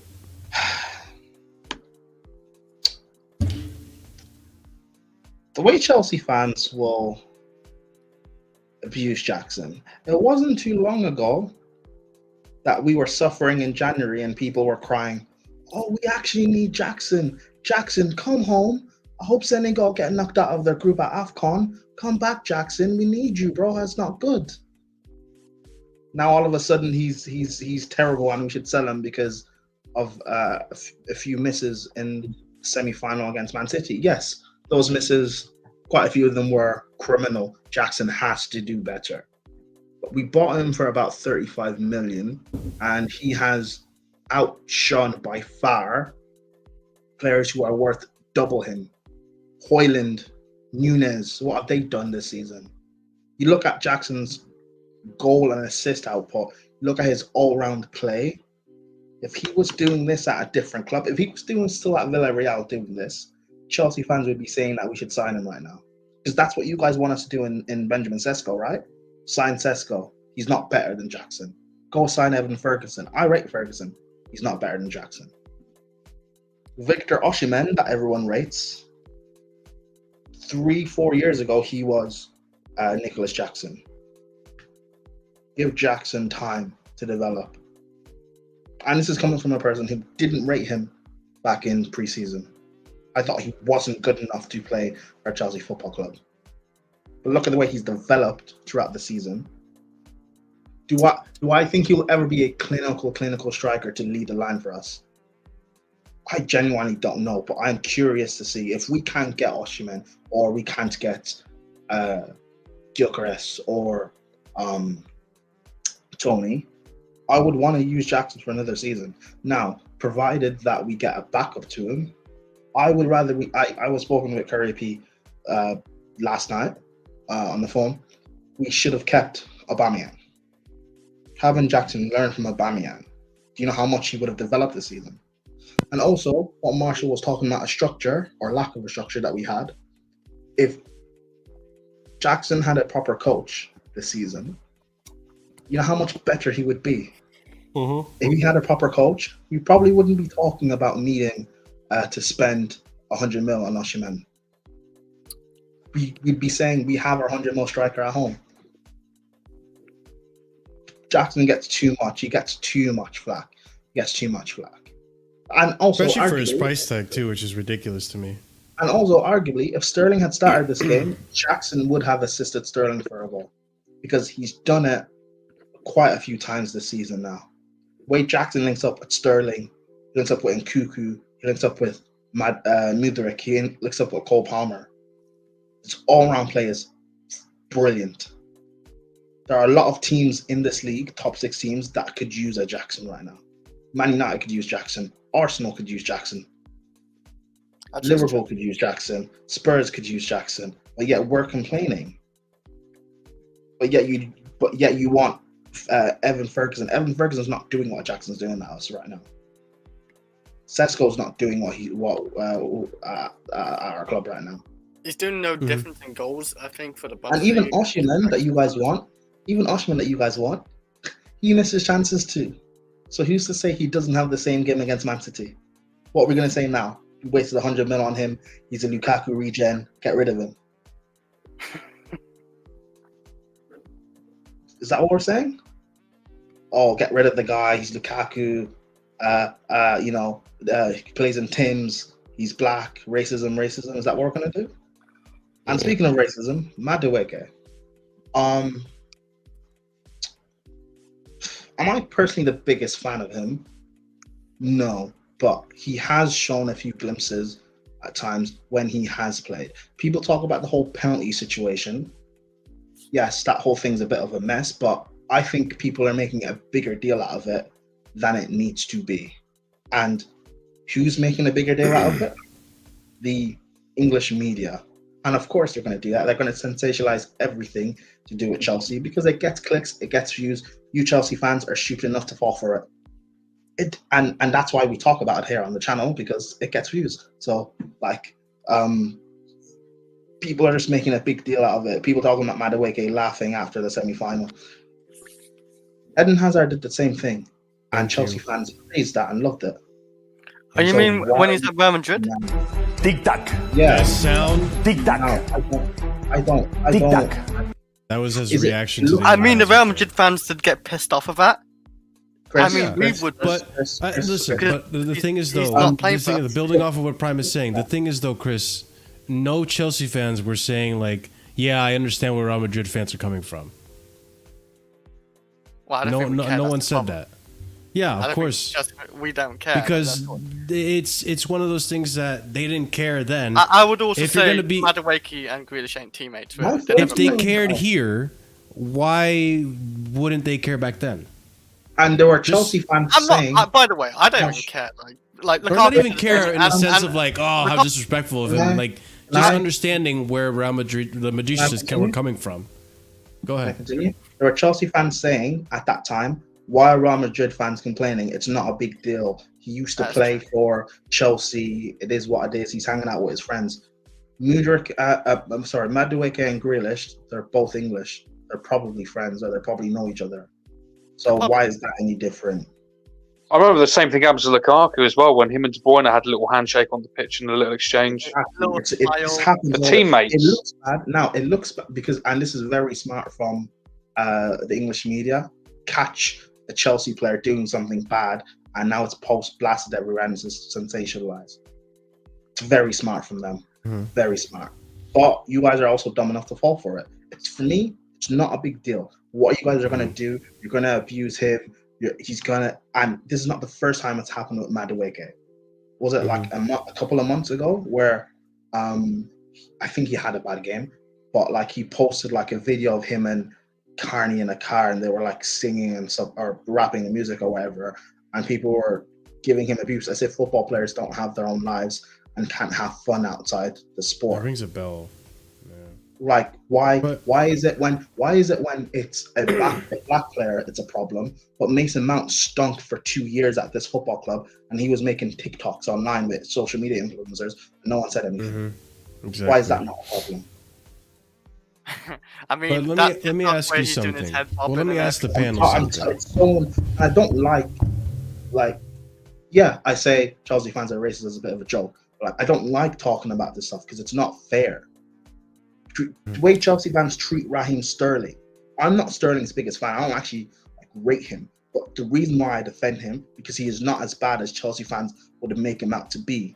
He's one of our only one of our only reliable goal scorers, and yes, that's also a reflection of how bad the rest of our forwards are or how young the rest of our forwards are. But he's one of the only people I trust to score. If Sterling had played against Man City, I guarantee he would have scored. He almost scored near the end if Chilwell could actually pick his head up. But no one's going to give Chilwell abuse for the game he had. But people will want to criticize Jackson. Part of the reason why we got in those positions to score was because of Jackson and the hard work he did. No one talked about Yeah, how Jackson literally played the ball to Chilwell in that thing. no one went up talk about Jackson went up against some of the best centre backs in Europe this season. Van Dijk, he handled him with ease on his debut. He went up against John Stones and he got hooked. Went up against Ruben Diaz. He went up against the best centre backs in Europe and handled them easily. Let's But have you it want right. to give him abuse. Chelsea fans for half the season were saying, play Broha, he's better. Play Broha, he's better. And to be fair, I kind of got sucked into that a little bit at the start of the season. Play Broha, he's better. We saw Broha play. He was ass cheeks. Broha's at Fulham right now, and he cannot start ahead of who's that guy? Muniz? Muniz is not a good striker. Mendes. Muniz is still the first choice over Broha. But yet we want to abuse Jackson. Let's abuse Madueke. Let's abuse Raheem Sterling. Guys, let's just be honest. Some of the best players in our team are black. So why are we giving them abuse? Or, I want to ask this in relation to the incident yesterday as well. Are any of you guys upset with Thiago Silva and the way he reacted to the game? God, no. Being emotional? No, That'd be why? weird if you're upset. If No. you're mad at Thiago Silva crying, that's a bit weird to me. Like I'm a little bit weird, like how the fan base saying, "Oh, you should still feel like bad for him and everything." I don't like feel like that massively bad for him, but I do kind of feel bad, like he's going through a bad season again with Chelsea. But he obviously wants to win a trophy, but he isn't going to do that now because we're not going to win any trophy. But I feel like that'd be a bit weird if we, start hating on that one as well, because he isn't like he does clearly care. He wants to win a trophy for him, for Chelsea as well. He wants to add more to his CV, I guess, to end of his career, because he's like 40 years old. He's going to retire like another season from now on. He's close to the end of his career. Maybe next season, but Yeah, like- potentially it could be this season where he retires. At the very least, his Chelsea career is over. Yeah, I think so. Yeah. I think so as well. Because there's a portion of the fan base that were upset that he's even crying to begin with because he's not been good enough, it's just emotional. or he's not been good enough, or why is he crying? He's had such a great career. Like, what's another trophy for him? Like, I've heard these arguments. But that's just ridiculous because then those same people will look at Madueke over here laughing with Grealish and say he has no ambition. So where's the consistency? Thiago Silva has the ambition to win trophies, and he's upset that he got knocked out in a cup semi-final. Mm-hmm. I think part of the reason he's really upset is too because I think this is signaling that this is either the end of his career or end of Chelsea career. And by the way, you've got to think as well. It's got to beat you down. I just want to. It's got to beat you down to go to this stadium as many times as he has and walk out with 0 silverware. Are you kidding me? Yeah. So what he's been in how many is it? He's been in 2 FA Cup finals, two FA Cup finals, 2 Carabao Cup finals, and then the semi-finals in the FA Cup that he's been in too. And he walked out with nothing. That's insane. I'd be upset too. I'm sure you would be if you were on the pitch. Yeah. He's probably frustration, absolute frustration with the situation and how the game played out. You know, probably pissed off that fucking Pochettino subbed into Sassi to Mark Doak. No, I'm just kidding. I'm kidding. I'm joking. But also, sorry, I also have something else to add. Sorry. I've noticed that people are not talking about Cucurella and how brilliantly he played. Oh, he was very good. Well, we went over it yesterday. No, not you guys. This is still on the timeline. No one's talking about how brilliantly Cucurella played and how he pocketed Bernardo Silva and Foden on that side. But Chilwell, our experienced left back, our best left back. Cucurella nearly saved us from that goal going in, by the way. Chilwell came on. No, he did. And couldn't pick up his head for Raheem Sterling to score. No one's getting onto Chilwell. People are getting onto Mudryk where he's 10 minutes. No one's mentioning Chilwell and what he did. I'm sick of it from this fan base. Everyone has favorites, and unless you're white or you're English, the rest of the players we don't care about. That's not fair. I think if you're English, you're gonna get a massive back. Players in our club currently are foreign. The best players in our history are foreign. Accept that. Mm-hmm. It's ridiculous, and I do get sick of it, especially, and this always brings me back to the Rudiger incident. Like when Rudiger left, I did not feel sorry at all for us. I didn't, because we did not deserve anything from Rudiger. What Rudiger gave us on the pitch with Tuchel, we were spoiled in that sense, because all the abuse that Rudiger got up until that point, up until he actually became the world-class center back that he is now, it was disgusting, especially what Matt Law did, which is also a big reason why I do not like Matt Law, because he essentially got that snowball rolling, right? But when he left, I was like, you know what? I understand, Rudiger. We don't deserve you, because the way the Chelsea fan base acted towards you when things got tough and when Matt Law did what he did, it's so disgusting. So, you know, people were saying Rudiger was a bully in the dressing room to the younger players.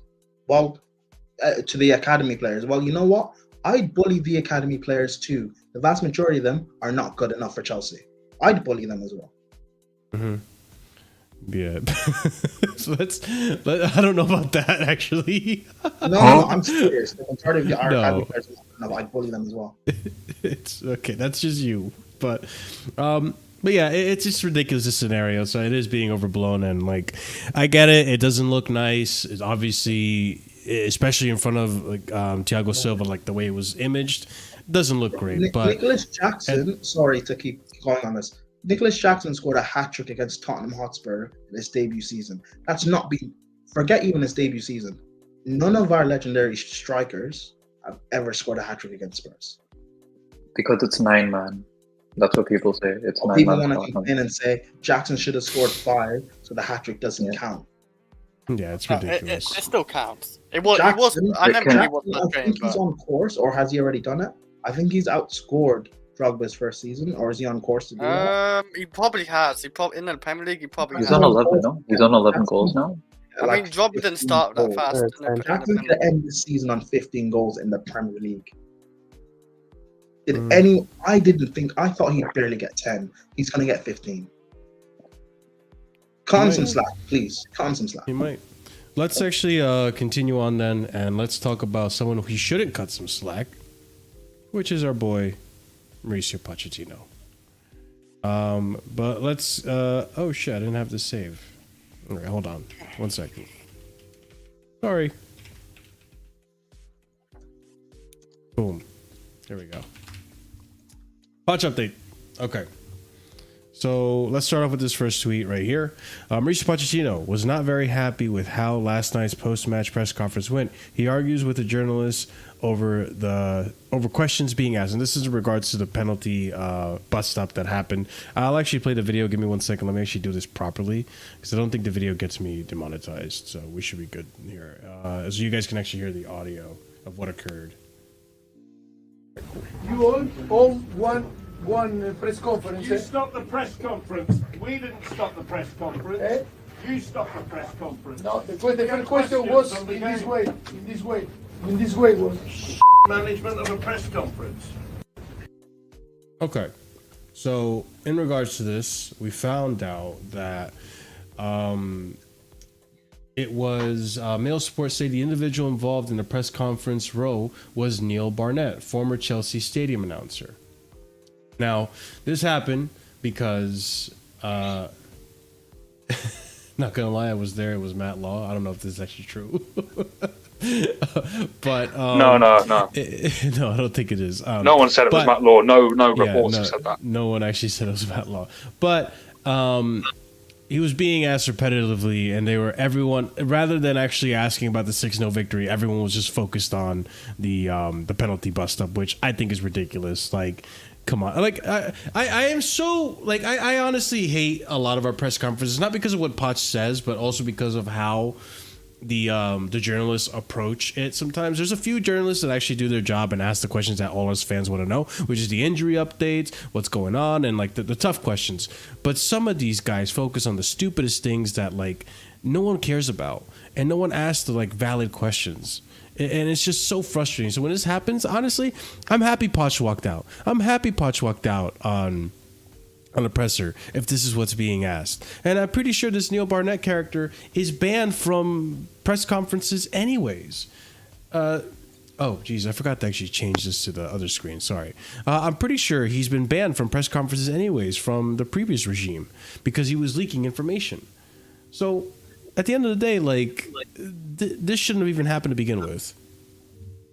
So I don't know what you guys' thoughts are on this first portion of the Pochettino stuff. Wait, he accused him of being a shit manager? Is that what he said? No, he said it's framed as him managing the press conference poorly. Oh, is that what he said to him? Oh yeah, I'd be pretty pissed as well. So why are you saying this? Like, what's the point? Like, where we go from this? Yeah. Chris, did you even hear anything?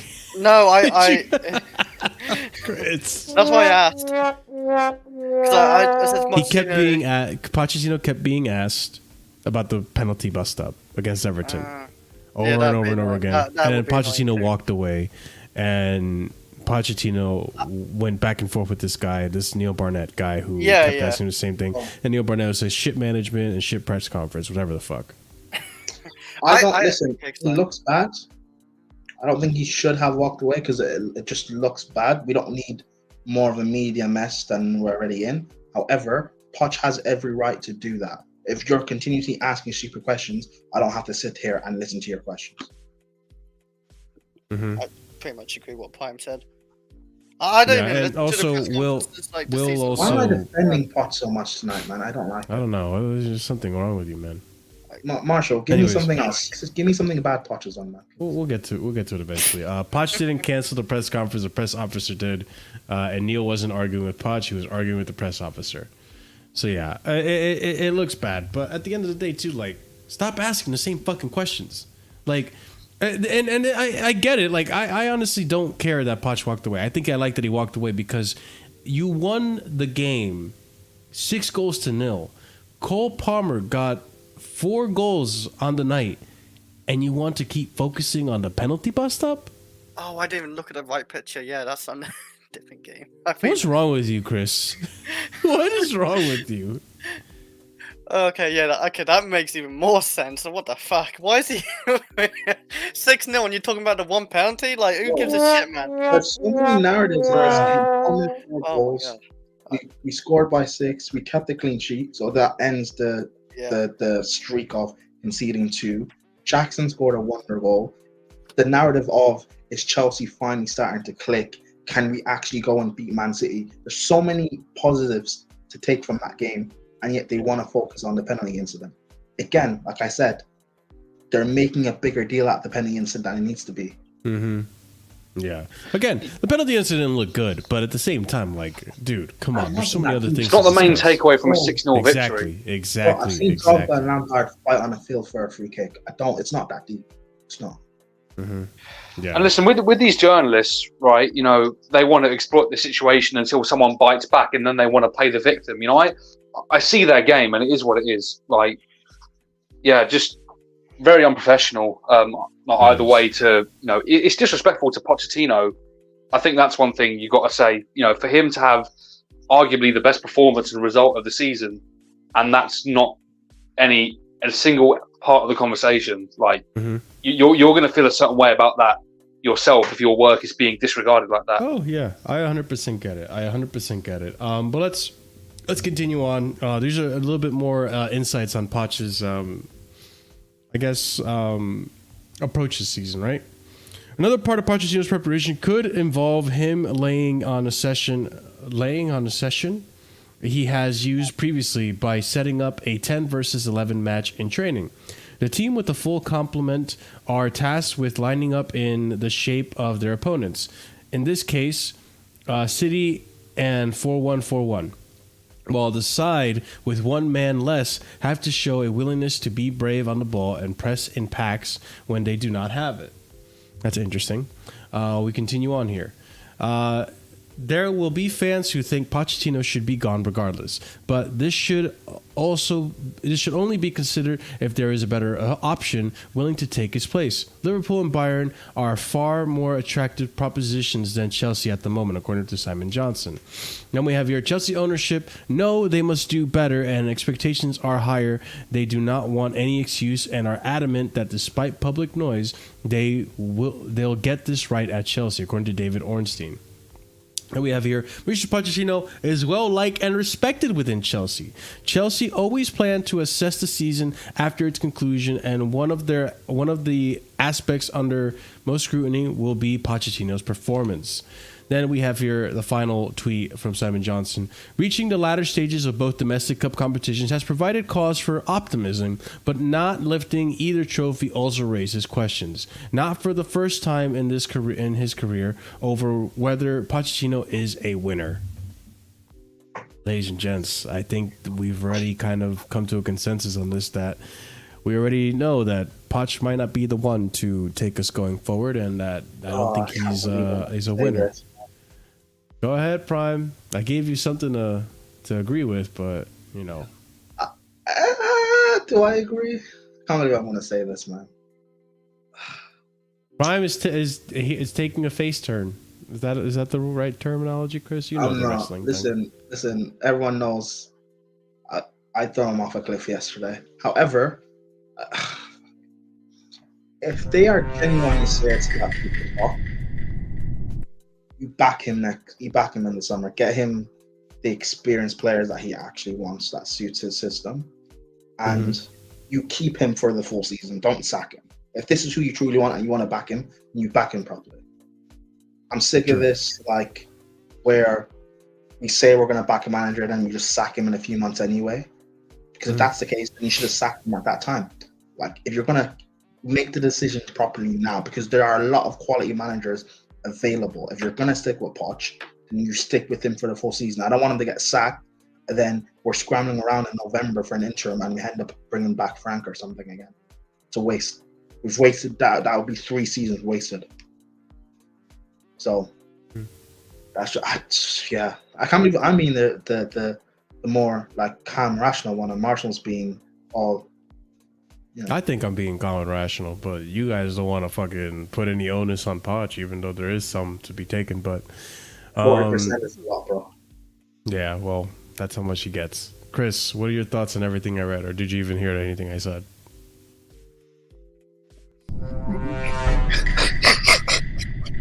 Chris isn't even there. Oh dear. Awesome, Chris. What does that sound Awesome. mean, Marshall, by the way? That's sus. You ever play Among The Us? Among Us, When you think someone's suspicious, and we're moving mad, like, what's going on? That's Chris. Chris is sus right now. Oliver, your thoughts, or Curry Fire, your thoughts, whoever. Prop, do you want to go? No, you can go first, Oliver. So what? Just about what I think of Pochettino, really. Well, the quotes that we're saying, apparently he's being trusted. He's liked amongst the dressing room, or he's liked amongst Chelsea, as what was said, as well as that the idea is always going to be to assess him at the end of the season. Obviously, the press conference things too, obviously. Okay, so well, I've said what I've said about. Big up, Will. I've said what I said about the press conferences. You know, I'm happy with how he handled that. But in terms of like at the club, I'm not surprised he's liked. He seems to be a likable character, or at the very least, people that he's worked with consistently throughout his managerial career. He's gotten on with a lot of people, particularly his players. I would not trust him beyond this season, though. I'd be very disappointed. Putting it in the nicest way possible, I'd be very disappointed if we continued with him. The cut runs have been decent, albeit I wasn't impressed with the performances, but it is a results-based game, particularly in one-off cup games, so fair enough for that. But my main point of assessment was our league performance, and it has been nowhere near up to standard. And he has not provided the players and the fans with the consistency that is, you know, that should be expected based on the level of player that we have and the expectations that we want to try and hold ourselves to. So, yeah. Well, you hopped on at the right time. I'm sure you heard everything I said. Unless Curry, you wanted to add something to that.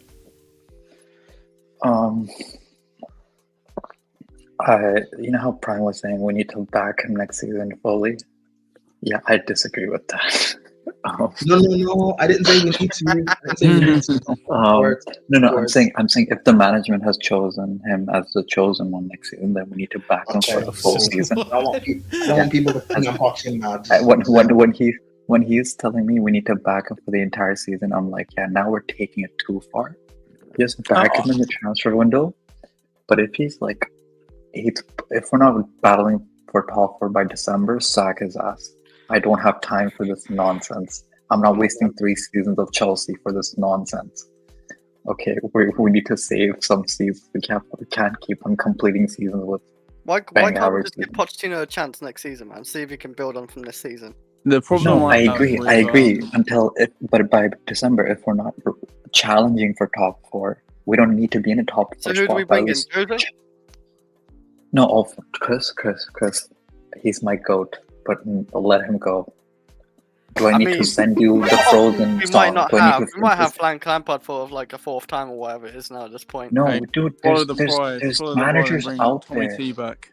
Tommy T back at the There's bridge. managers out there. There's managers out there. Why are we acting like we can't find an interim manager who's for the the love managers? of God?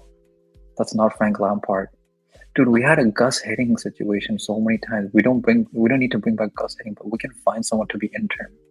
For the love of God. How long though? Like for a year? Like how? No, you can't have interim for a whole manager. season. Not for a whole season. So you're saying sack him by half a season, December? half- You're saying sack him by December if we're not in the top 4 race. Yeah. But So I'll we're be doing honest, we're doing the United Rangnick thing where Yeah. we're in limbo for half a season. Yeah, because That's dude, I'm sorry. a waste of another year. Yes, but if we're I think already that's going to be gonna wasting be out. another year if Poch isn't in a top 4 spot anyways by December. We're wasting I'll be another year honest, regardless. So I'd rather try to save the it. context of this season, in my opinion, is if we're looking at expectations from the start of the season without any context, I say give him another year. But the context is that there's been a lot of teams around us that have been crap, and the fact that there's been games where we haven't been able to capitalise, whether it's the 4-1 loss at home to Wolves, the Brentford loss at home, the Everton loss away, the Sheffield United draw away, the Burnley draw Really? to 10 men at home. I can't ignore these awful, embarrassing results. And Yeah. I don't hate Poch. I like his demeanour. I think he's charismatic. He seems like a nice guy. But again, when there's so many teams around you that are your competitors that are so poor, to be battling for 6th and not even guaranteed 6th is a bit embarrassing in my opinion. And a lot of the issues that we've had, especially towards the start of the season, are just stupid mistakes. It's not even necessarily about always our build-up or things like that, because there have been games where we've been pretty good at beating decent presses. We saw it yesterday.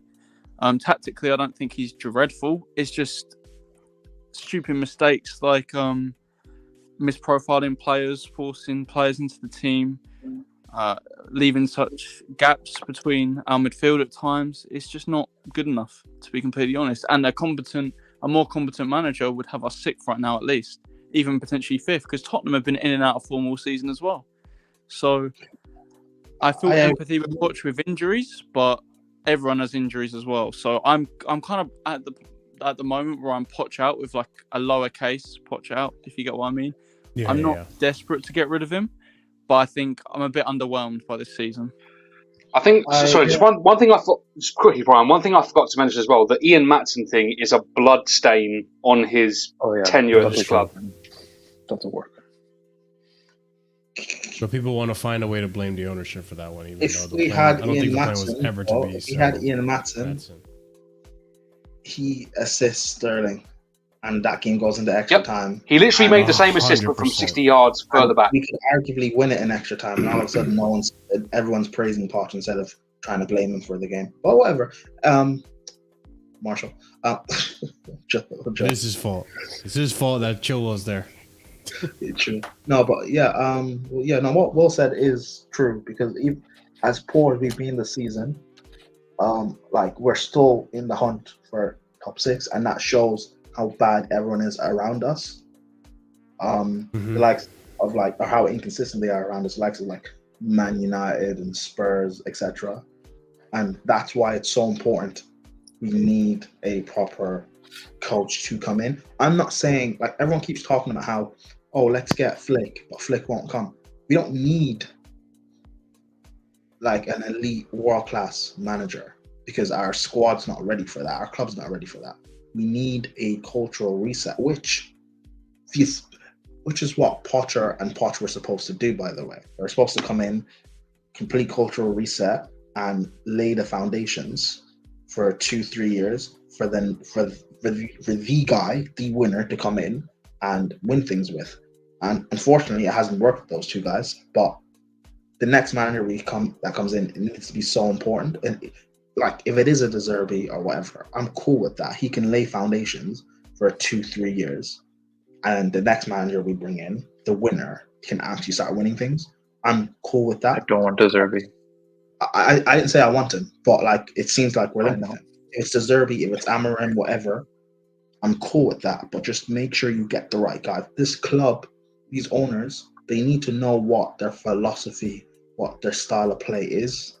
I don't know what Chelsea's, because all these managers we're linked with play a vastly different style of play. I don't know what they're trying to, besides claiming they want a youth project, I don't know what our club ethos and philosophy actually is. When I look at Real Madrid, I know what their ethos is. So if Ancelotti gets sacked, I know what sort of manager they'll go after to replace him. I know what manager. What do you mean by that? What do you mean by that? Explain to me. For Real Madrid, what is their ethos, their style of? Real Madrid's ethos is win at all costs. Thank you. So then that should be the ethos for Chelsea. That's not style of play. I don't give a fuck. Look at Man City.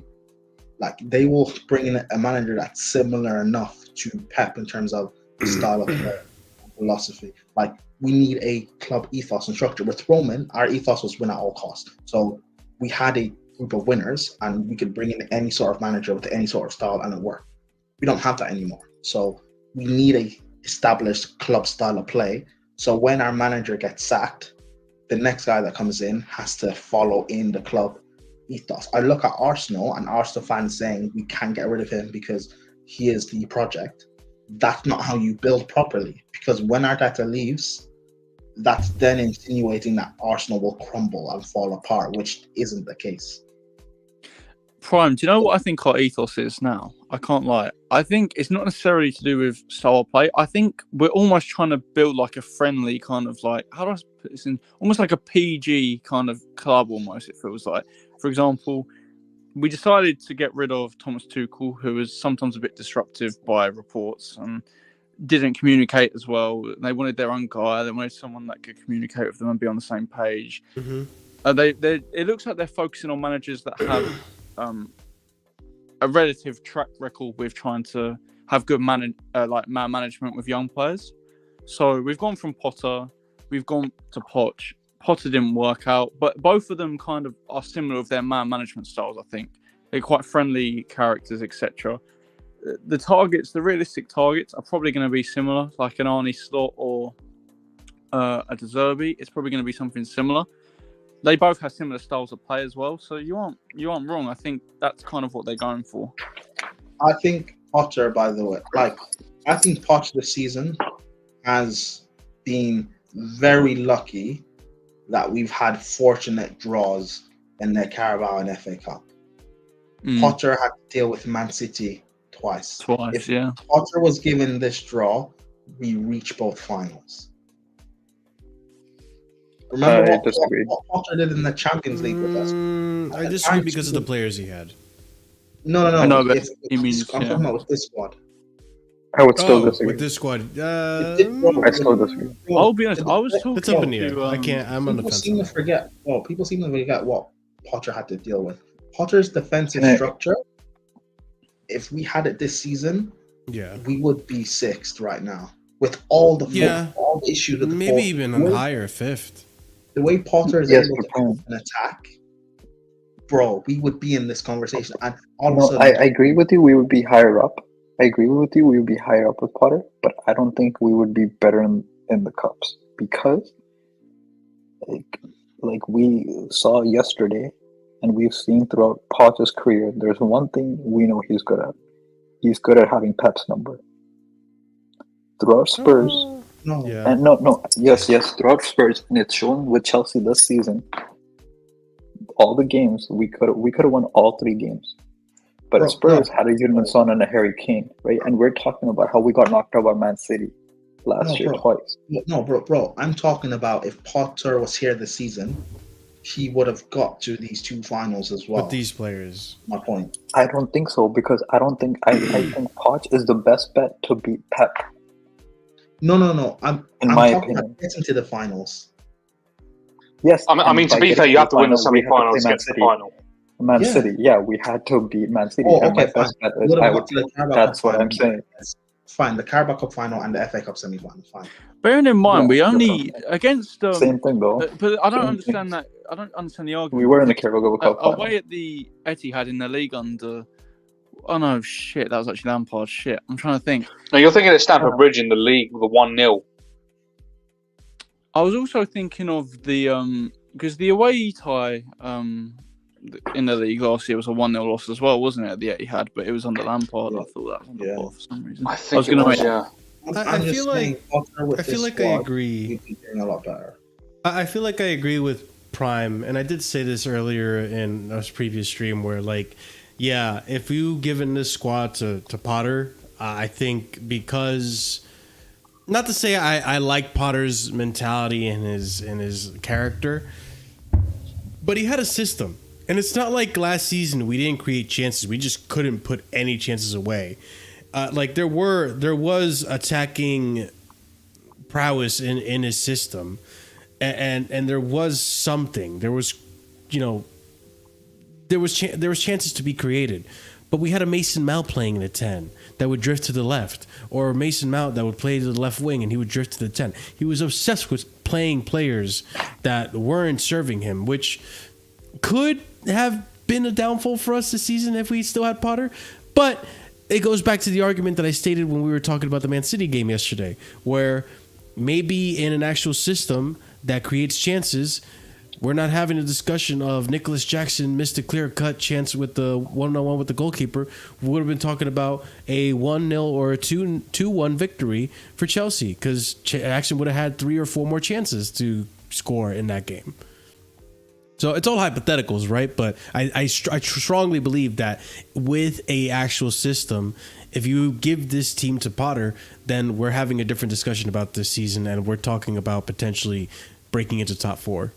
If we're talking about, sorry, we're talking about how brilliant Potter has done with all these injuries to Reece James and Nkunku. He's got us a cup final, a cup semi-final, and we are still in the hunt for top 4, which is what everyone's prediction was at the start of the season, right?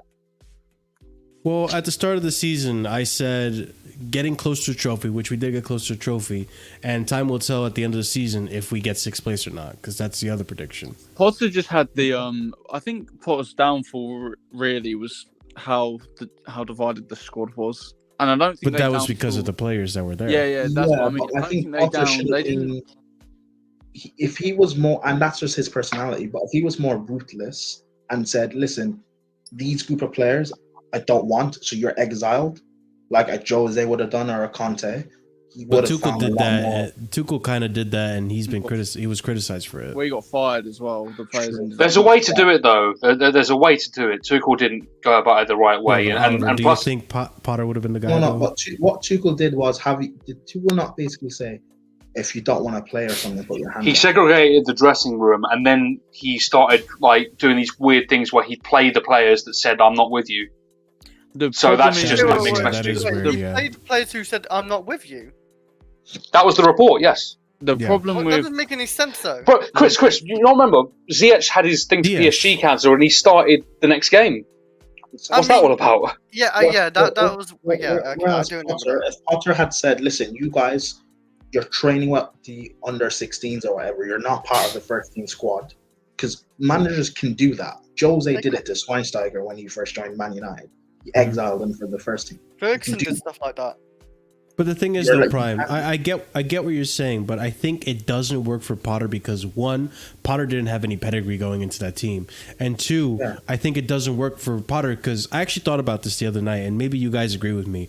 I think when Tuchel left, I think there are a certain group of players in that team that said, "Fuck this, I'm leaving Chelsea now." Yes, Marshall, you're right. You're right, because the problem with what happened is there were players. Kovacic was one of those. Kovacic, Havertz, well, not Havertz at the start, but Havertz throughout the season. What the problem Potter had was they didn't really down tools on him. They kind of down tools on the club in general. And obviously, the summer transfer window was gone by the time Potter came in. And then in January, you aren't going to be able to remove 11, 12 players that were sold in the summer. We tried. So the it's owners not entirely Potter's fault, but it is what it is. And that was my problem all along. It wasn't about Tuchel being gone. It was if they had sacked him either still in the summer or waited until, like, say, during the World Cup or just given Tuchel the full season and whatever happens, happens.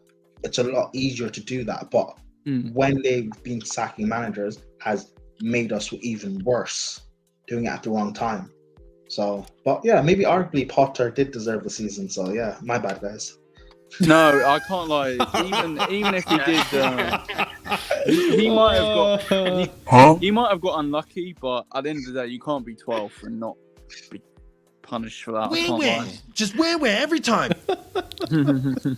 Just because we're just subscribing. We don't know who we have until it's gone. I'm hearing Poch in. With all this talk today, I'm hearing a lot of Poch. I mean, let's give him I know. A lot of Poch. Prime is giving us a lot of Poch in vibes. I mean, to be fair though, I'd rather get racial slurs than be Poch. Oh my days. Oh my God. Sorry, what? To be fair, if we're going based off of our expectations in the beginning of the season, Poch got pretty close, and it almost seems like, although I didn't like the way we got there, it seems that, like, based on our early analysis of what we were expecting in the season, it's kind of like we do need to, if we want to be consistent, we do need to give Poch next season. I don't know. I can't lie. Did you or did you not expect us to get sixth? And if we do get sixth, I said fifth.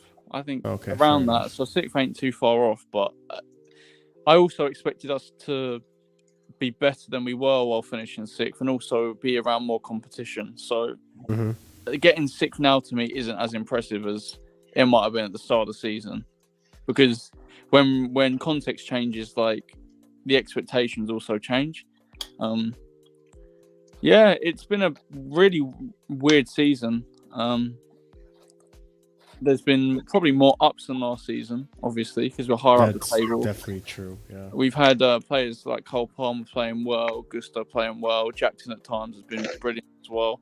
I actually have more hope for the future than I did a year ago, because we've seen the evidence. That is very true. We've had some amazing performances this season.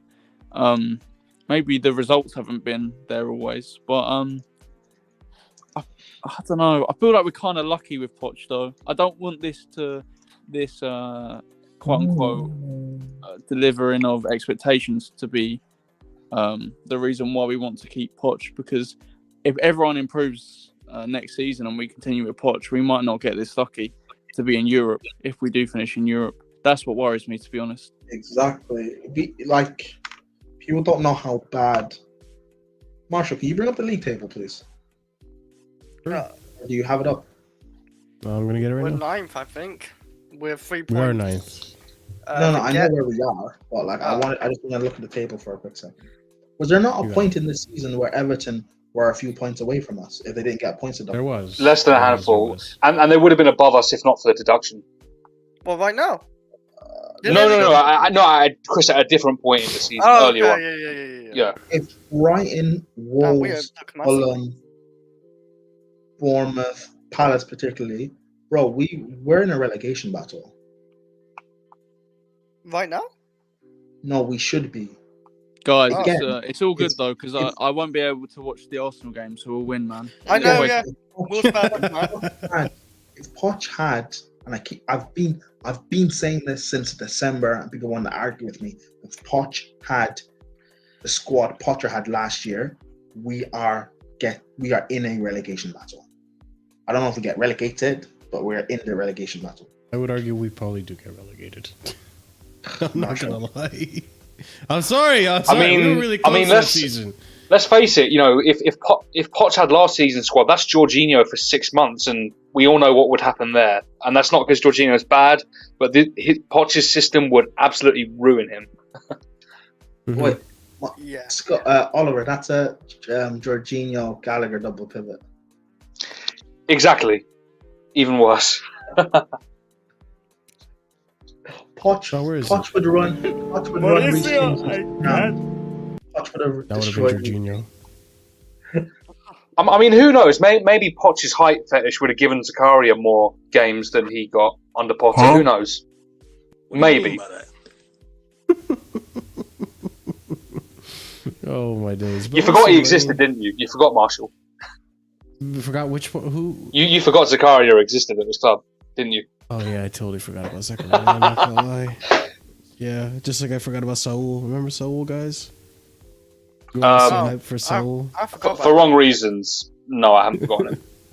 And then Saul played his first game.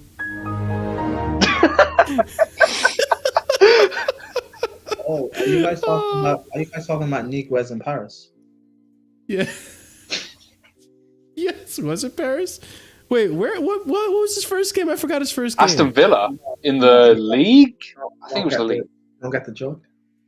Oh, no. I got the joke, and I was very uncomfortable with you saying that. I'm not gonna lie, bro.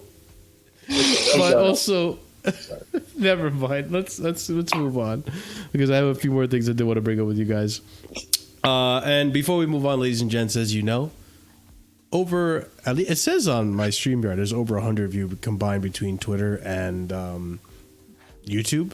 Smash up the likes. Helps out the channel tremendously. So big up to everyone who's in the chat right now, and big up to everyone on Twitter. Retweet, share, all that fun stuff that helps out the channel. And subscribe, because we have plenty of content here for you guys. We're going to kind of try to run through these a little bit faster because we are running out of time. But there's a bit of an injury update that I want to discuss with you guys. And actually, before I discuss the injury update, let's discuss this. Apparently, Mudryk and Enzo have had extensions to their contracts. Let's actually read into the detail of this. So here we have here we go. Chelsea have exercised options to extend Enzo Fernandez and Mykhailo Mudryk's loan contracts into their 30s. Documents have revealed Fernandez has 8 years left on his £180,000 a week deal, which runs until 2032, while Mudryk has 7 years on his £97 a year deal until 2031. Thoughts? Life These are sentence. fucking long ass contracts, dude. Isn't the Enzo thing old news? Yeah, but we did extend his original contract by a year. That was old news. I forgot about that though. I didn't know about them. I had no idea about this Mudryk thing though. Yeah. I mean, they're just on life sentence contracts, man. They're not going to leave Yeah, man, Chelsea let's unless. I mean, hey, they agreed to it. No? I mean, yeah, like. They did agree to it, I mean, yes. it's kind of a masterclass from Todd Bowley, like 150k for like what 8 years on Enzo. Like that's crazy good. Well, obviously, though, bonuses here and but, there, but Chris, there will be as we're seeing with Cole Palmer, who's going to be offered increased wages. There will be an opportunity to renegotiate. Yeah, we will talk about Cole Palmer's increased wages, by the way. But yeah, it's smart. It's smart business. Like, where else are you going to see these wages for Enzo or Mudryk? Well, Mudryk hasn't really loved. I mean, Mudryk's questionable at the moment. 400k on the spot. Man United would have just gave 400k, mate. Here you go. 400k is crazy. They would have I'm not given gonna lie. like Casemiro's on 390, by the way. Oh my God, is he really? Yeah. I mean that's Casemiro. Like, I'm not saying 250. That's Casemiro, and I'm not saying Casemiro's worth that money, but Mudryk was a nobody. Mudryk was a nobody when we bought him. Yeah, no, but I'm on about Enzo. 150k for Enzo, and then you compared Mason Mount 250 at Man United. I'm saying Man United. Oh yeah, for sure. 400k easy. They would have gave Enzo that money, no problem. Yeah, most likely. I mean, it's crazy. I think Casemiro being on that much money is just like if you sum up the Glazers' ownership in one statement, you just read out Casemiro's wage, because that's just because he's called Casemiro. It's not really. Yeah.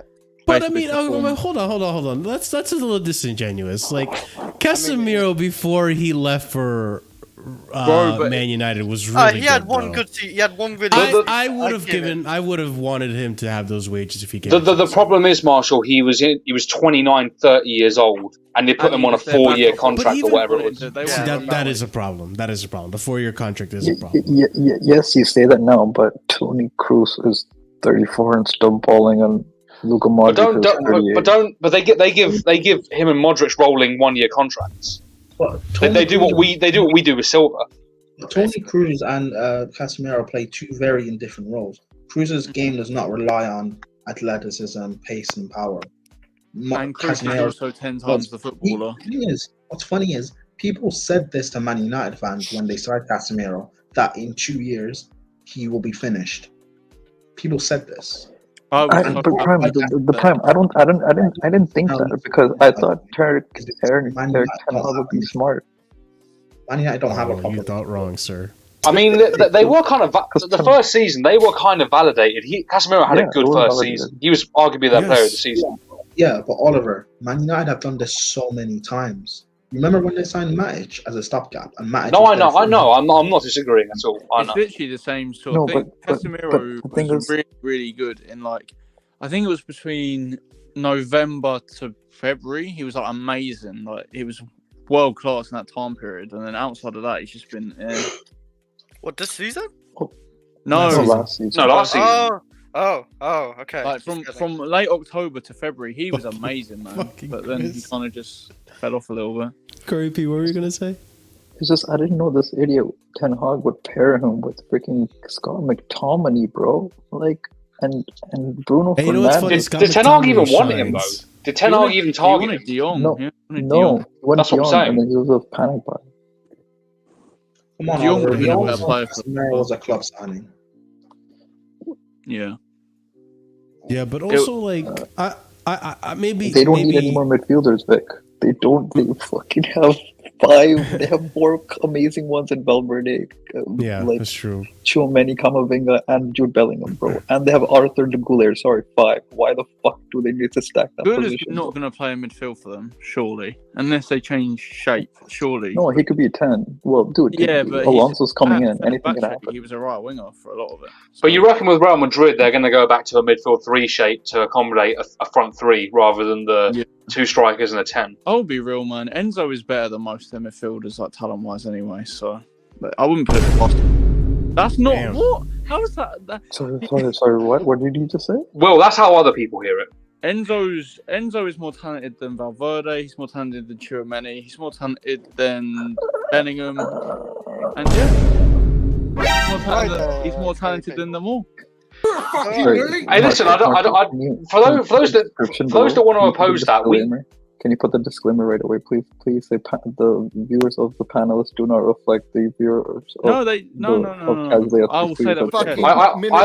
I stand with Will. I remember after Dortmund, the whole fan base was on the same tune against Bellingham. So there's more talent. What was said? I said Enzo is more talented than Valverde, Bellingham, Tchouaméni, and who's the other one? Come over. No, I don't think. I agree. Valverde and I agree. Bellingham is just a prime. I agree. Oh, Jesus Christ, Prime, before you continue on with that, I do this before we go, let's continue on because this has me segue into the next part of the show, which is Enzo has an injury, right? We all know about it, and if you don't know about it, get the fuck out from under your rock, because come on. This guy's been playing with an injury. But let's go ahead and start off with the first set of injuries that we have here. Some updates on, updates, quote unquote, on current players. So Christopher Nkunku in partial team training, Robert Sanchez in partial team training, Levi Colwill continuing to undergo his rehabilitation program, as well as Wesley Fofana, Reece James, Romeo Lavia, and Leslie Ugochukwu. But it seems that maybe we see Nkunku soon. But continuing on, Enzo Fernandez is thinking about having a surgery for a hernia that's been bothering him for months. Despite trying injections before every game to ease the pain, his condition has only gotten worse. And then lastly, we have here, Chelsea's medical team will evaluate him after the Manchester City game. Surgery means 3 weeks out of action. Bro, just get it. Just do it. There's nothing really... Listen, I like Enzo a lot.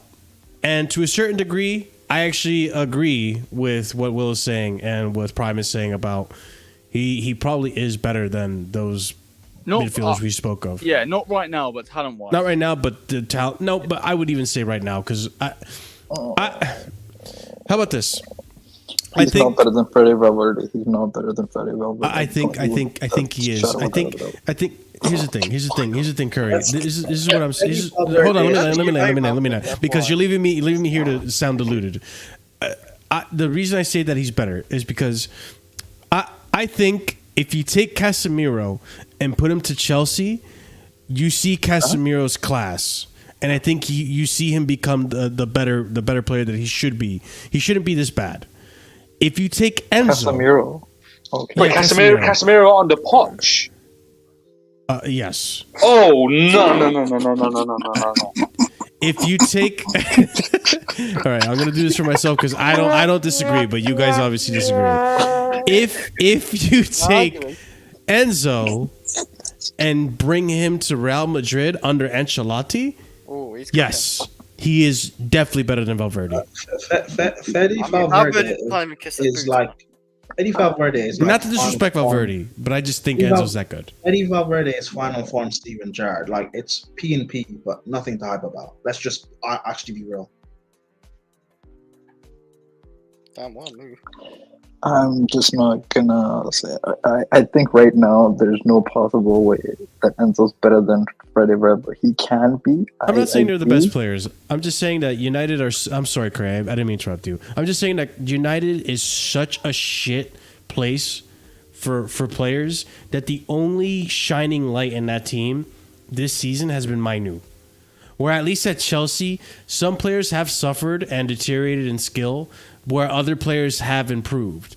Casemiro could be one of those players that actually look decent under Poch. At least better than at United. And I disagree. I think the next step up. I think the next step up to that would be Enzo going to Real Madrid. Under Ancelotti, he would be a rock star. The problem with Casemiro at Chelsea, though, like the idea of that is that we're already seeing how Caicedo is having to put a shift and a half in, as mobile as he is, to cover the spaces in Poch's system. Casemiro's legs are gone. It's very similar to Man United. He's going to break down so quick. I mean, I understand where you're coming from, but guys, don't you think that we in the beginning of the season we said that we wanted to see a midfield of Lavia, Caicedo, and Enzo. Yep. I know that when it comes to mobility, I think Lavia's got that unlock over Casemiro. But if Casemiro has the support of Enzo and Caicedo, I don't think you have as much of the issues that Caicedo's having this season. I mean, Casemiro could play the FA Cup games and the Carabao Cup games. Oh, Jesus Christ. Okay. He could be good for rotation there. I'm not going to rotate a Casemiro, dude. No, I mean, you are. Casemiro Not in the wages. Not in the wages he's on. I mean, I'm giving him 50, 100k. But we wouldn't offer $390 a week. Would give him like 100, mate. Take 100k or you're not coming. Guys, just ignore Chris. He's waffling. Casemiro left on an Casemiro's left on an island on his own at Man United, so that's why he's looking a lot more exposed, and plus he's older. But in saying that, him at Chelsea, he would also be left on an island on his own. Damn, I thought Caicedo's you left guys were back. What about mine? Caicedo's left on an island on his own, and he can't deal with it. Maybe. I don't know. I think Casemiro would actually work. I want in but I from think I Man like United Casemiro. fans. It's not looking And good. plus, Gallagher would still start in this team. So what? Gallagher left wing. I mean, no. I don't know if Gallagher would start in this team if we had a fit midfield. Yes, Poch is our manager. Yes, he would. Well, I would argue the reason Gallagher starts right now is because Nkunku's been unfit, and so is Carney. So he was stuck with trying to put in Gallagher. I said this That's not true, because Gallagher started the season playing in the double pivot. Yeah, but that's when Caicedo wasn't fit, by the way, at the start. He came That's into not West Ham. true. When No, Caicedo no, was he wasn't. No, Chris, he wasn't. Chris, Wait, hang on. The West Ham game, he wasn't even fully sharp. We've established you're a Wallad, so stop. No, you savage your one. Like, Caicedo, Gallagher, and Enzo 10. People don't remember that period of the season. wait, what? Say that again?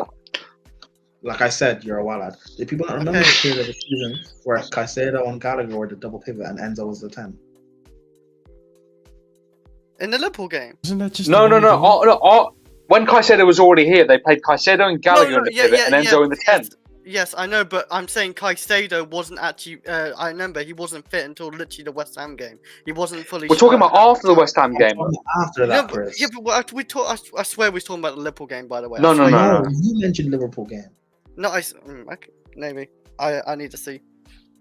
That's why I said you're a Wallad, Chris. One sec. Chris is gonna go check his facts. I still think Casemiro works, and I still think if you take Enzo right now and you put him, let's say if we redid the season, right, and Enzo started this season under Ancelotti at Real Madrid, I think he starts over Valverde, and I think he's better than Valverde this season. I think that's less debatable. Yeah. Enzo wouldn't start over Valverde, but he would be He would be starting in midfield over Mudryk and Cruz. Yeah, I would say so. And that's not disrespecting Mudryk or Cruz. I just think that Enzo is just more mobile now. Like it's just a passing of the torch kind of thing. I think they would rotate, but eventually Enzo would be getting the starts over him. I can't lie. It's not even just Enzo. Like I think Caicedo at a very good team. Let's say he signed for Liverpool instead of us. I think he'd be getting best DM in the league shouts. Not necessarily like being the clear best, because obviously Rodri is for me the best. But I'm still thinking like numbers wise, Caicedo in the last 2 seasons ranks 3rd quite comfortably in the league. Yeah. Speaking of XX City? No. Speaking of City players, let's talk about an X-City player. Let's talk about an X-City player that we have who is cooking. Let's talk about Cole Palmer. That's why I fixed what I said. So let's go ahead and talk about Cole Palmer. The last time a Chelsea player scored 4 goals in a Premier League match was Frank Lampard 14 years ago. Remember how I asked this in the chat? When was the last time a player for Chelsea scored 4 goals in a game? In the Premier League. I know we said Giroud in the Champions League. Yeah. But in the Premier League, it was Frank Lampard. So, hey, I got to give kudos to Cole Palmer for that one. That's impressive. Listen. I have people in my comments saying, what's there to be positive about this season? Motherfucker, we have Cole Palmer to be positive about. We have a gem, and if we can build off of this guy, holy shit, we're gonna have a fucking good team. So let's build off of this. That's one thing we can say about this season is we learned a lot about our team and who's good enough and who's not. And hey, man, I think we can do some really good shit if we play our cards right next season. But let's continue on. Then we have here sources with knowledge of Cole Palmer's deal have said that he was not seen as the right profile for the structure of Man City team by Pep Guardiola. We continue on. Ryan Taylor Sports saying Chelsea plan to open talks with Cole Palmer's representative over a new lucrative contract before the end of the season. Chelsea plan to open talks with Cole Palmer's representative over a new lucrative contract before the end of the season, with the informed star potentially playing a role in Euro 2024. Raheem Sterling, for instance, is understood to earn around £325,000 a week. Chelsea intend to bridge the gap between Palmer and the club's top earners as they continue to build for the future.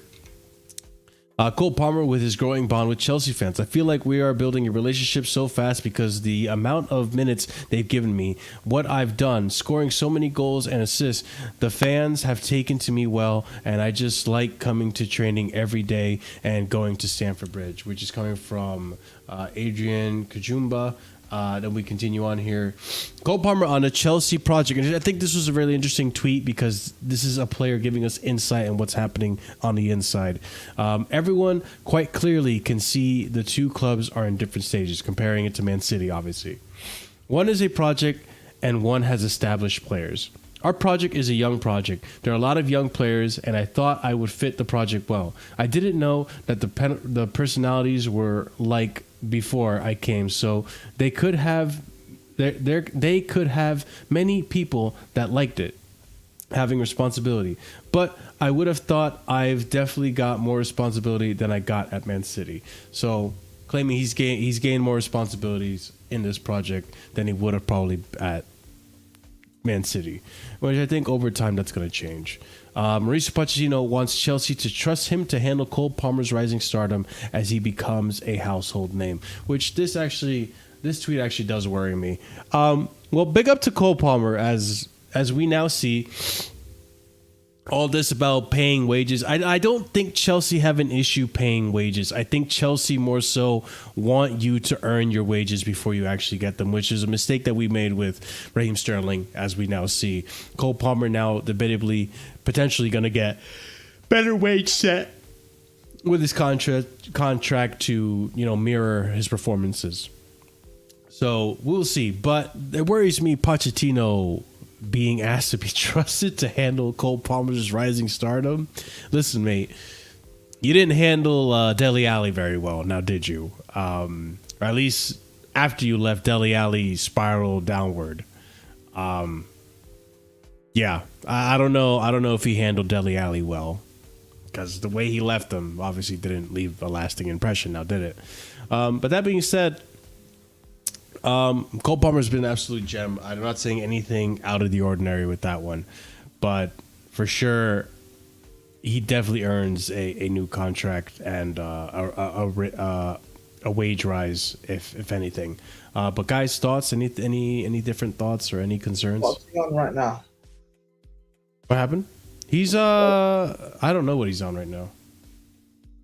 I'd assume it's under 100. I don't know exactly what. Probably near the 80 mark.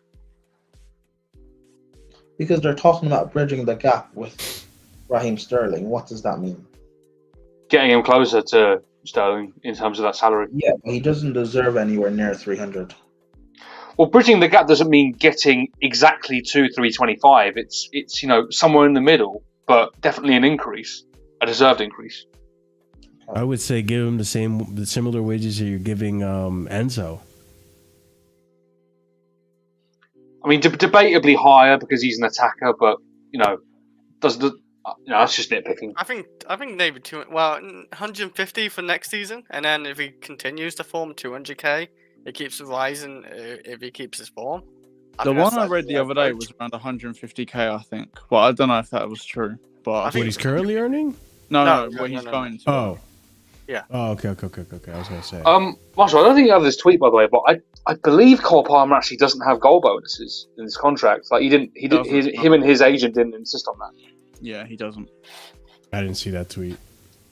But if he doesn't, then because that's the other thing too. I was gonna say I don't want to give him too much wages either, because you have to take into consideration. I think most of these players, if not all of them, have some type of clause where if they're winning the Premier League or they're winning this trophy or they're getting the Champions League and in Europe and stuff, to get more to their wage. So that's something to consider as well when you're discussing wages with these players. Yeah. You don't give them the world straight away. I mean, we've had it's been a big conversation in the football world. Is Cole Palmer a world class player? And currently, no, he isn't. He's played to a world class level, but he needs the consistency of doing that over multiple seasons. That's when you get the big bucks in terms of relative to our structure. Also, I think it comes down to we need to almost save a kind of wild card if, let's say, we don't do as well again next year. If other clubs come in for him, I think, and he's still performing well, but the players around him aren't, that's when you offer him a competitive wage to the other clubs that are trying to sign him as well. So yeah, I agree. Because there might be a time where we have to give him more than maybe what he's valued at now, but at that moment, there doesn't seem to be any realistic way that he leaves the club for at least this summer, or even the summer after. So, yeah, I think around 125, 150, I think is fair. Yeah, fair Someone's enough. sleeping. I heard snoring. It was Chris. It was Chris. It stopped as soon as he said anything. You just woke up. I mean, like, if You I heard yourself snoring, and you asked the questions. I mean, no, you don't hear snore. I wouldn't hear snoring on my mic in my headset if it was You me. heard it. You just heard it. No, not through without an yourself. echo. Yeah.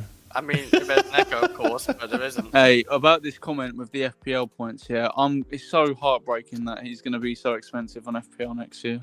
Rest in peace, our cheap gem, Cole Palmer. You'll find another cheap gem. You'll find another cheap gem. But ladies and gents, we have one more topic to end the show on, and this one's we have to talk about this, guys. I'm sorry. Like, I can't end the show and not talk about this. But let's bring up, but before we do that, actually, ladies and gents, if you haven't done so already, be sure to leave a comment on the video, or leave a comment in the comment section. Also, leave a like and subscribe to the channel if you haven't done so already. But ladies and gents, we have to discuss the links to Jamal Musiala. So, we have the following here from The Guardian, Jacob Steinberg. I'm going to go ahead and add this right here. Chelsea are monitoring Jamal Musiala at Manchester City. Plan a big push to sign him this summer, which, honestly, I wouldn't put it past their ownership. This is very possible that it could happen.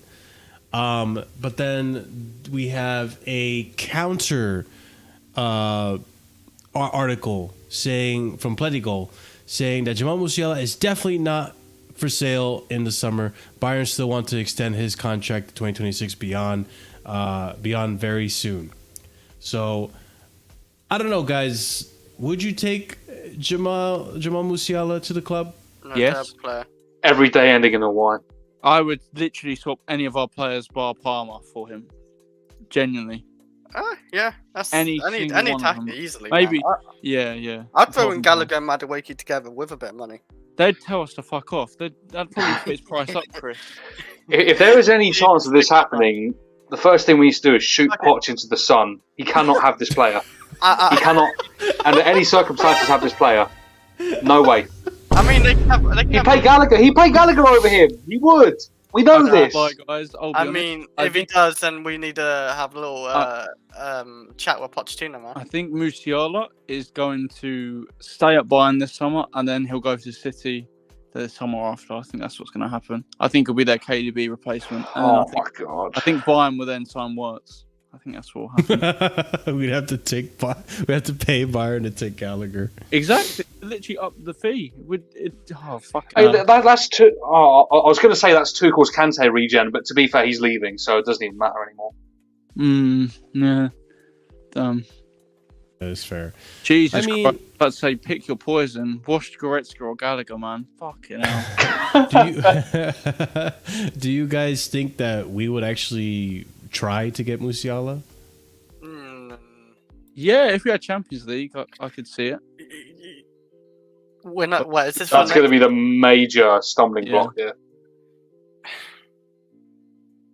He would. Chris?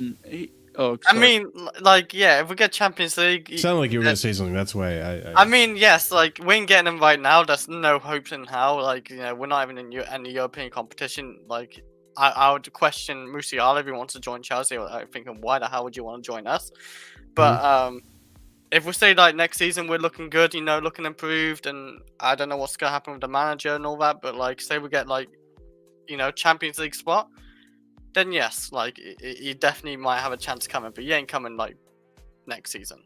Let's say that. Also, with the young project, I think Wirtz and Musiala are probably actually two world-class players now. I think they have that wow factor. I don't think for young players in their position, they're probably the only two that are, I think, world-class. Maybe you'll have Palmer to that next season. I think Palmer's close to that. Actually, apart from Foden, if you want to count him in the same profile player as well. But I think whoever signs Musiala is going to have one of the best players in the world and probably the best player in his position. So if I don't care what the money is, you know, if he wants to come, when we have Champions League football in a year's, well, hopefully in a year's time, hopefully, do it. But I think City are going to spend a lot of money in the next 2 summers. They're going to need to. I think they've realised their mistakes from. Like we already know, there's been insiders at City saying that what's his name, Paqueta's pretty much a done deal. Bernardo's probably going to leave. That gives them more money and more reason for them to strengthen more in attacking midfield positions. A player like Musiala can play out wide as well, which will pretty much replace Bernardo Silva. De Bruyne is getting on. He's the kind of little bit, I think De Bruyne is still one of the best, if not the best in his position. Yeah. But the decline, you can slowly start to see it. Yeah, I think he's going to be a City player, and that makes me sad. But Well, time will tell. You never know. We were in these positions before where people doubted us to get certain players, and lo and behold, what happened? We got certain players, despite not even having Champions League. So, time will tell, like I said. But, ladies and gents, that being said, unless you guys have any final thoughts to add on to the whole Musiala situation, I think that's a show.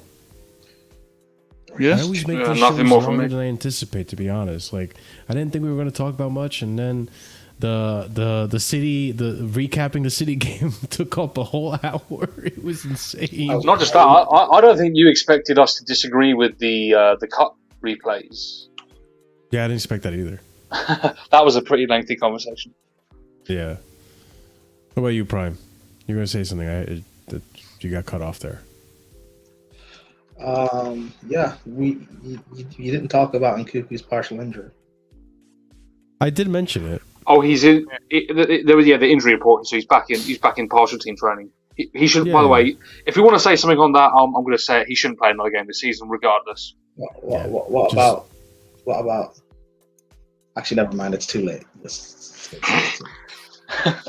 Enzo was mentioned. We did have a whole segment on Enzo. I don't think he's referring to Enzo. Oh, okay. Hey, mute We'll talk Chris about it backstage. before war starts, man. Mute Chris. Wait, what did you say? But No. We're moving. We're moving. I ain't stopped. Outro of the show, ladies and gents. Thank you for being here today. Be sure to smash up the like button if you haven't done so already. Be sure to also subscribe if you haven't done so already. Big up to every single one of you who were here for the past 3 hours and 23 fucking minutes. That's insane. So big up to you guys. Big up to the panel too. You guys are troopers as well. The fact that we sit here and just chat Chelsea for 3 hours and most of you guys actually stayed.